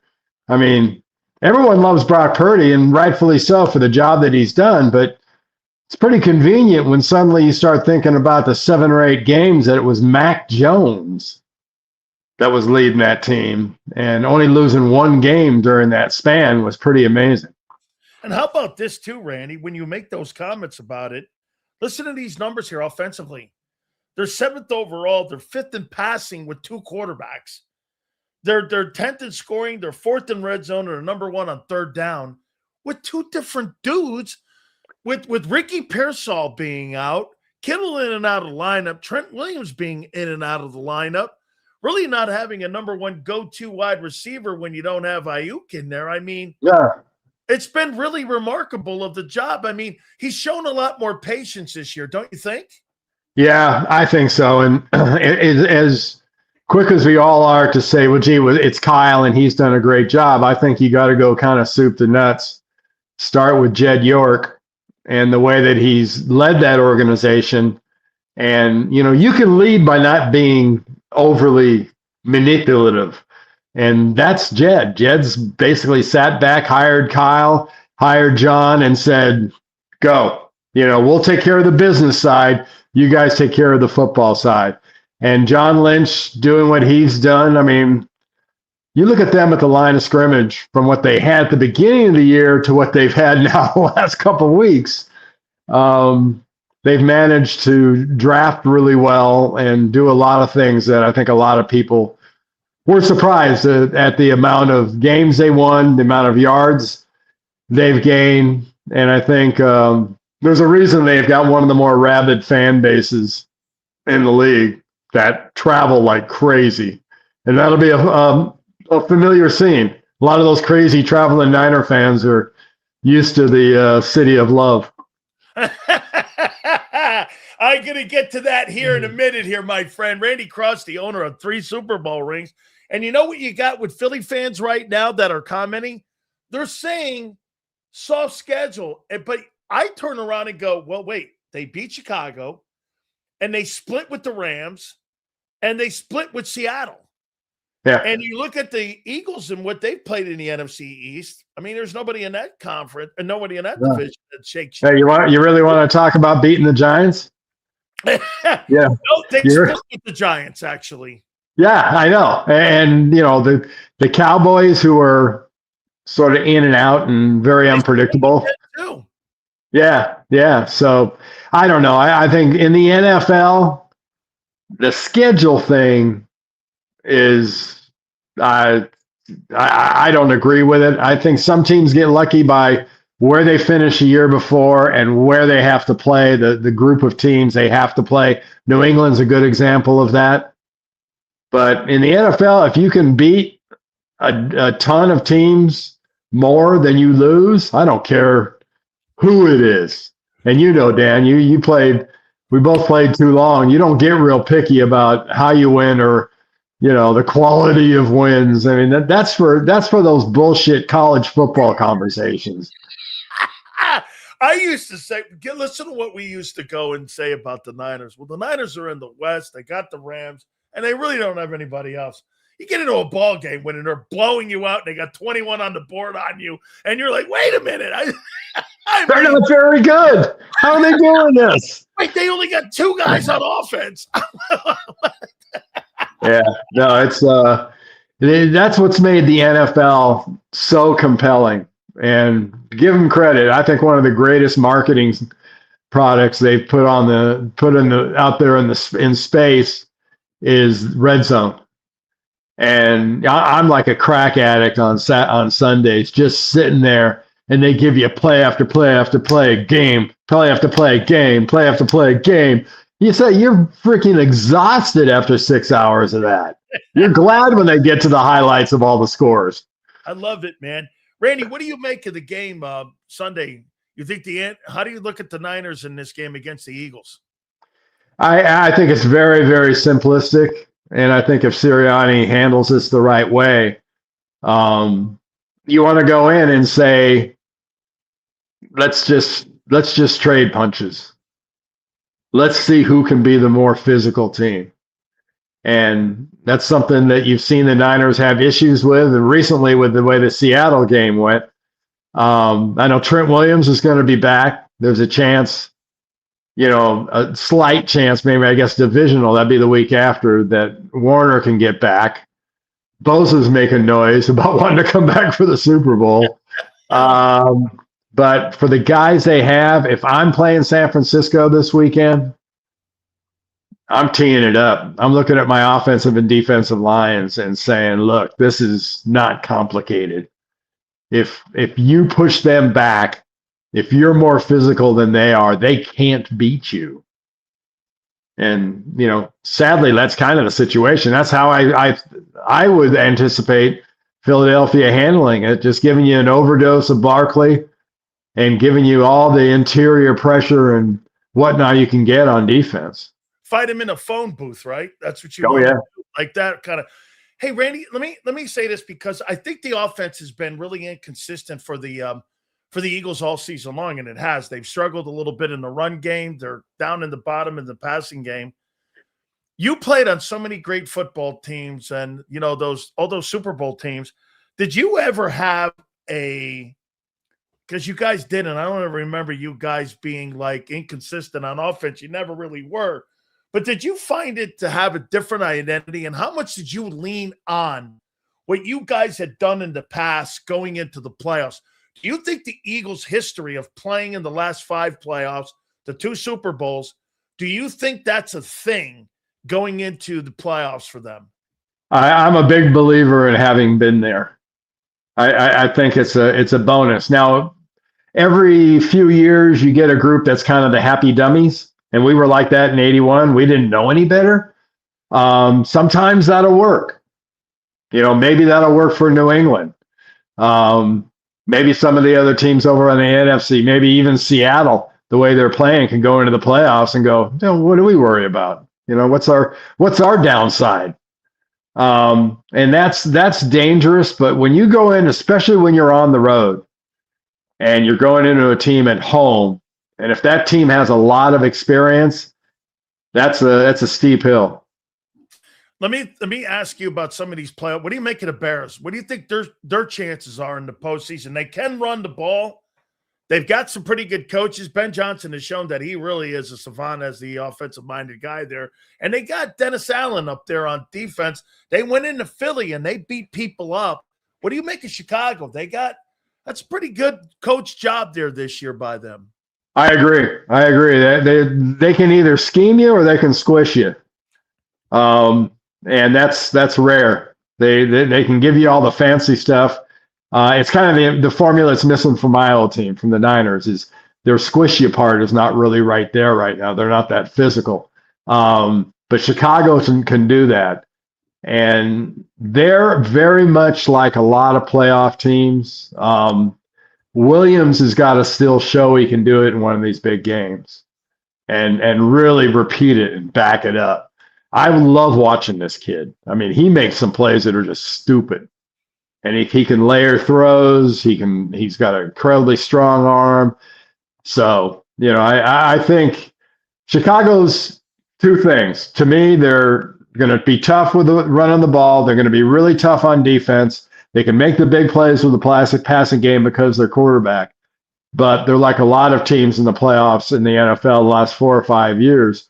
If the quarterback has an average day, you might be in trouble. And you haven't seen Williams have average days very often. But if he has one this weekend, especially given who they're playing, that could be an issue. The Rams kind of remind me offensively of you guys a little bit, the way they spread it around. You guys were way more physical on defense on that side of the football when you guys had that Super Bowl run. And I'm not sure they're there at the linebacker or in the secondary, but do you think the Rams are the team to beat in the NFC, or do you think it's still Philly? I think it's Philly. I'd put Philly and Seattle kind of 1A, 1B after what I saw the other night in San Francisco, them getting that number 1 seed. Just the joy of going to Seattle for a game is it's a factor. I mean, no one wants to go to San Francisco. No one wants to go to Philly. No one wants to go to a lot of places. But if you go around the league, there are 31 teams that want no part of playing in Seattle's ballpark, especially, a 4:00 West Coast start or whatever they're going to do. I mean, it will be nasty. I'm sorry to say this to you, but I got to. Dude, Santa Clara, man, I miss Candlestick Point. I mean, you know what? And I was on KMBR 68 out there, and you don't know the Niner fans that tell me, man, we lost the heart of the team a little bit with the city being down there in Santa Clara. And listen, I hear it's a beautiful stadium. I know you've been there. It's all great and all. But Randy, really? I mean, you took the heart of the team away a little bit by taking it out of, and I know, keep them in the dirt. It's freezing cold out there. I got it all. Yeah, they would have been. I'll tell you what, Dan, if the city of San Francisco hadn't had their head shoved so far up their butt, Eddie would have built that about 10 years before they built Santa Clara.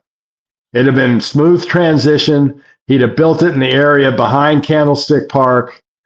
Or wherever. I mean, he wanted where the houses and the apartments are. Yeah, he wanted to do it in Candlestick Point. He wanted to do retail. He had the whole thing set up, and he had a real vision.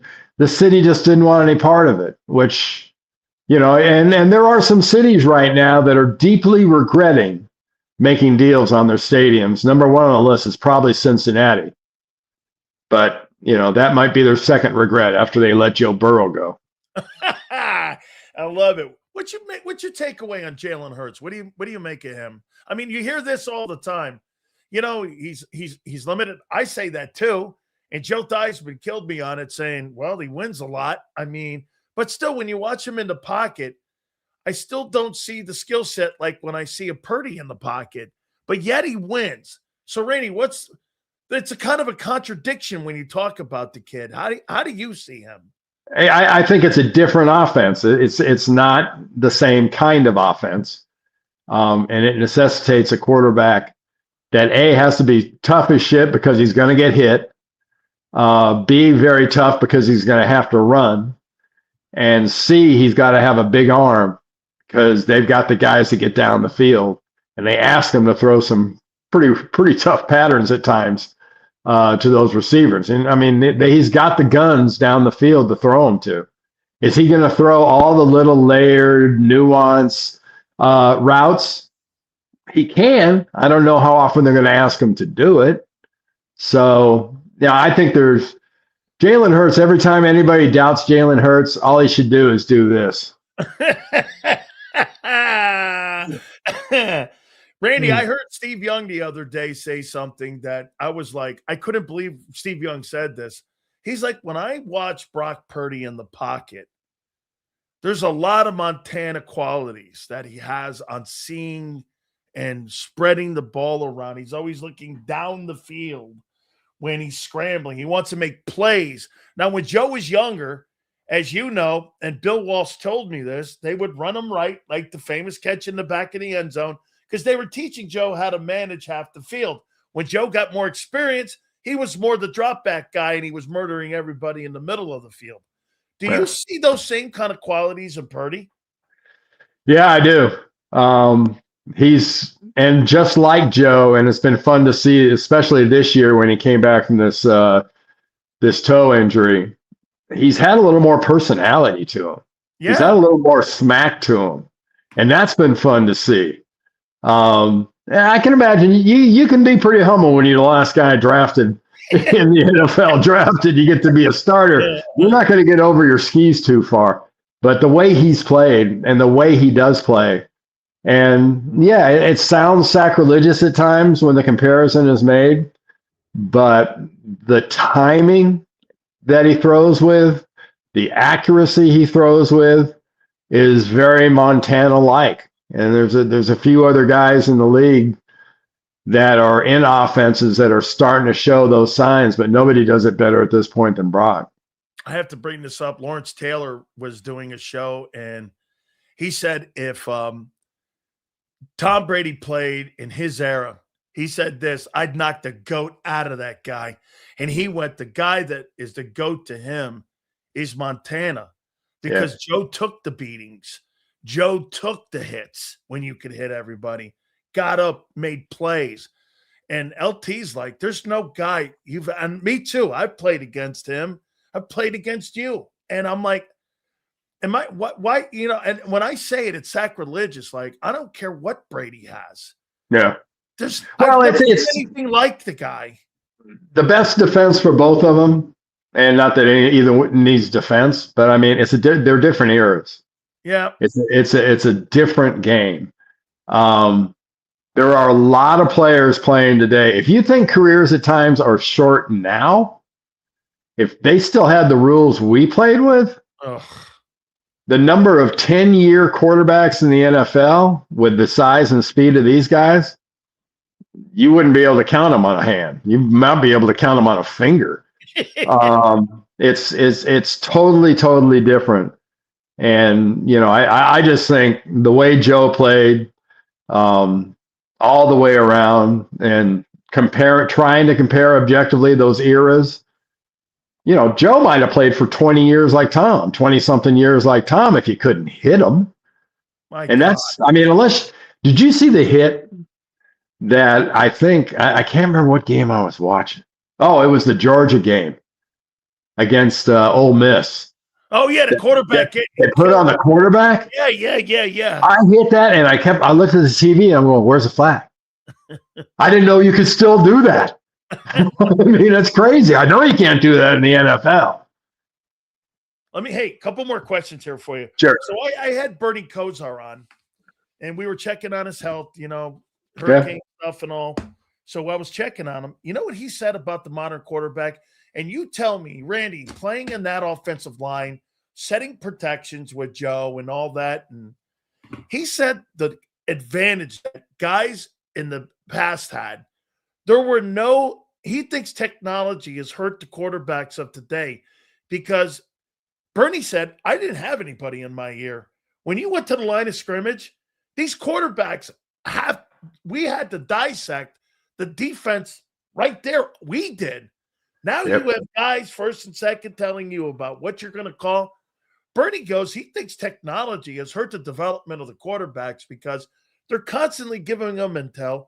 Well, when the quarterback got to the line of scrimmage, Kosar had to dissect the defense of the Niners, or Joe had to dissect the defense of a Belichick back in the day. Do you agree with what Bernie's saying about how these guys are being schooled today? Bernie would know. God bless him too. I'm so happy his health is coming back, and he's a fantastic guy. I'm a member of Team Bernie. Me too, man. And this guy is right on the money, because the modern quarterback really doesn't know. They can talk about the complicated nature of the defenses, and you can talk about, how they cover, 4 across or cover 1 or cover 3 or whatever. You've got that guy for the first 15 seconds. You ever see the eyes of a quarterback in the huddle? He's not talking to his buddies. He's not talking to his receivers, asking them what's going on. He's hearing voices. He's like Jack Nicholson in one of those crazy movies. He's talking to people. And I mean, it's fun to watch, and I think it's good for the game. But my favorite quote about that was Terry Bradshaw when they talked about, who's the best quarterback and blah, blah, blah. And he goes, all I know is I won four Super Bowls in a 5 or 6 year period. I called all my own plays. I never had any help. I was the offensive coordinator for all intents and purposes. And we turned out pretty good. And I would say I'd put Joe in that same category because Bill trusted him so much. Bill called the plays. They'd signal him in or do it, whatever. But, he had carte blanche to do what he wanted once before that ball was snapped. So I got to ask you about my Canes. You think they win the national championship this year? Do you think it's Indiana? I still think you really want to talk about the Hurricanes playing in that Charmin Conference, the ACC. You want to talk about strength of schedule? What would the record be if they were in the Big Ten or the SEC? What do you think? I don't know. Ask Texas A&M and Ohio State. No. I love what they did, especially that last game. That showed some stones. They did, man. And it's pretty easy to figure out how you're going to beat Miami. You're gonna affect Beck. You're going to get in Beck's kitchen and you're going to start beating on him. And he don't like it. Nobody does. Nope. But that is a high-class offensive line that they've put together. They should be very, very proud of that. And them on the front, their front seven on defense. That kid Bain's great. The kid is unbelievable. And, and those defensive tackles, when was the last time you saw an inside linebacker get touched? Absolutely. That's the best. I told Mario it's the best front four that we've had probably since the 2000 teams because you're dominant at the point of attack. You know what they did? You know what he did, Randy? He built the team like an SEC team. Yeah. He was big up front, and he wanted to be big on the defensive lines. And so they built that team. Same thing like Indiana. Indiana's built like an SEC team too. Well, that's what Dan Lanning did at Oregon after Mario left. He looked and see what he had, and he goes, shoot, that's what I'm used to having in the SEC. I'll just keep this thing going. And for my money, that Oregon-Indiana game is basically for the national championship because whoever they play in that next game is going to be a 6 to 8.5 point underdog in the championship. Yep. And let me sneak this in on you here. So, when you go forward here and you're going into the playoffs here and you're in a huddle with Joe, how much calmness was in the huddle when he's in there, when you're in there with him? It was synonymous. I mean, that's what he was. They started calling him Joe Cool in 81 after that first year when people really started noticing, he doesn't get flustered. He's not a high stress guy. That really, really helps. And, that's the difference in some of these quarterbacks. I mean, that's what Mendoza's meant to Indiana. He's got that same, he's never flustered. Yeah. He's never affected. And when you have that, it goes a long way. It goes a long, long way. I can't wait to see that Oregon Indiana game. That's going to be because that first time Indiana went into Eugene and wore their butts out at the line of scrimmage. I mean, that was a butt whipping with a low score. And I'll be interested if they can do it again. UCLA, do you like what they've done? I'm hoping as an alum. I mean, Chesney and Troy Aikman are not very happy with the direction of the program the last couple of years. Oh, it sucks, and it's run by morons. Besides that, I think they're right on the money. Their athletic director is a joke. Oh, God. And I mean, but I think Chesney can make a difference. I think bringing in his guys, they've actually got a viable organization now around the football team. It'll be fun to watch. And, as a loyal UCLA Bruin, I've got to hope what all Bruin fans hope right now, Dan, and Seth, lightning can strike twice. And it doesn't sound right to say it, but, if we get lucky, we too can imitate James Madison. Oh, my God. Randy, have a great one, my friend. Thank you. I love you very much. Thank you, Randy. You too, Dan. Thank you, man. You got it. That's my friend, Randy Cross. Absolutely.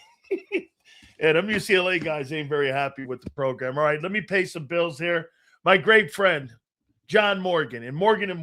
Make sure you guys listen. If you've ever been injured on the job, my friends at Morgan & Morgan will take care of you. And because they will take care of you, they will do it with thousands of attorneys from coast to coast. If you've ever been injured on the job, with over $30 billion recovered, my friends, this will be the easiest decision you ever make. Go to forthepeople.com/Big Sills or Pound Law 529. That's forthepeople.com/Big Sills or Pound Law 529. And do me a favor, you tell them Big Sill sent you. There's a reason Detective Johnson is the gossip king. Oh, did you hear? Jackie and Tom are getting a divorce? Sad. Well, I heard that Ashley Had work done on her face? Yeah, oof. Just like there's a reason Morgan & Morgan is America's largest injury law firm. Injured? With over $25 billion recovered for our clients, there's a reason to go big. Bathroom? Okay. Morgan & Morgan, America's largest injury law firm. Oh, okay. Ignite your nights with free live entertainment daily, only at Live Casino and Hotel Philadelphia's Center Bar. 7 days a week, enjoy some of the region's top party bands, performers, and DJs as they take the stage in the heart of the casino action. Great cocktails, live music, and lively moments. It's all happening at Center Bar at Live Casino and Hotel Philadelphia. Visit livecasinophilly.com for more details and the complete list of upcoming events. Must be 21 or older. Gambling problem? Call 1-800-GAMBLER. This is Eric. When he got injured in a car accident, he called Morgan & Morgan. He not only gets a lawyer, he gets trial lawyers like Sam and Jessica, who are in it to win it. He gets his own investigators with briefcases, leather ones. And if you ever have questions, our customer service folks keep things rolling. Injured? We're your army. Morgan & Morgan, America's largest injury law firm. Welcome to the Jet Setters and the High Rollers, to the Shot Takers and the Tastemakers. Welcome to the Viewfinders, the Thrill Seekers, and the Night Owls. Welcome to everything you could possibly want on one 5-mile island. Welcome to the Wildwoods. Book your stay today. In our hometown, we all look out for each other. We go the extra mile to lend a helping hand. Thank you. We step up to keep our communities going strong. And at Independence Blue Cross, we're here to keep you going strong. We've been deeply rooted in our communities for more than 85 years. And that connection to members has earned us our spot as the #1 health insurer in the region. So while you look out for your neighbors, know IBX is always looking out for you.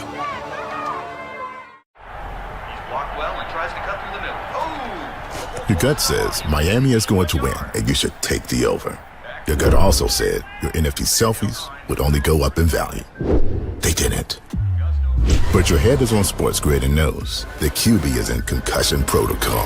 The backup has a 45 QBR against the zone coverage. The New York D has the most sacks in the league. So yeah, trust your head. It's smarter to be on Sports Grid.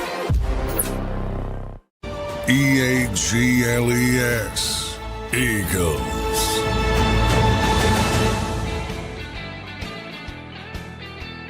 News of the day, man, is John Harbaugh being fired and where he ends up going. I mean, that is insane that he's been fired. I mean, could you see him like in New York? For sure you could see him with the New York Giants. Working with Jackson Dart, I mean, wow, who gets the Baltimore job? Like the coveted jobs are Baltimore, and the coveted coach now is John Harbaugh. Insane. All right, guys. Great stuff. Battle Royale. We're going to do it tomorrow, and it'll be the season ender. So one more chance for you to beat up on Mark Holmes. So we'll get our guy on tomorrow. We appreciate it as we're rolling towards the wild card weekend. Joe, Xander, thank you very much. 2 to 6 tomorrow, and we'll see you on the flip side.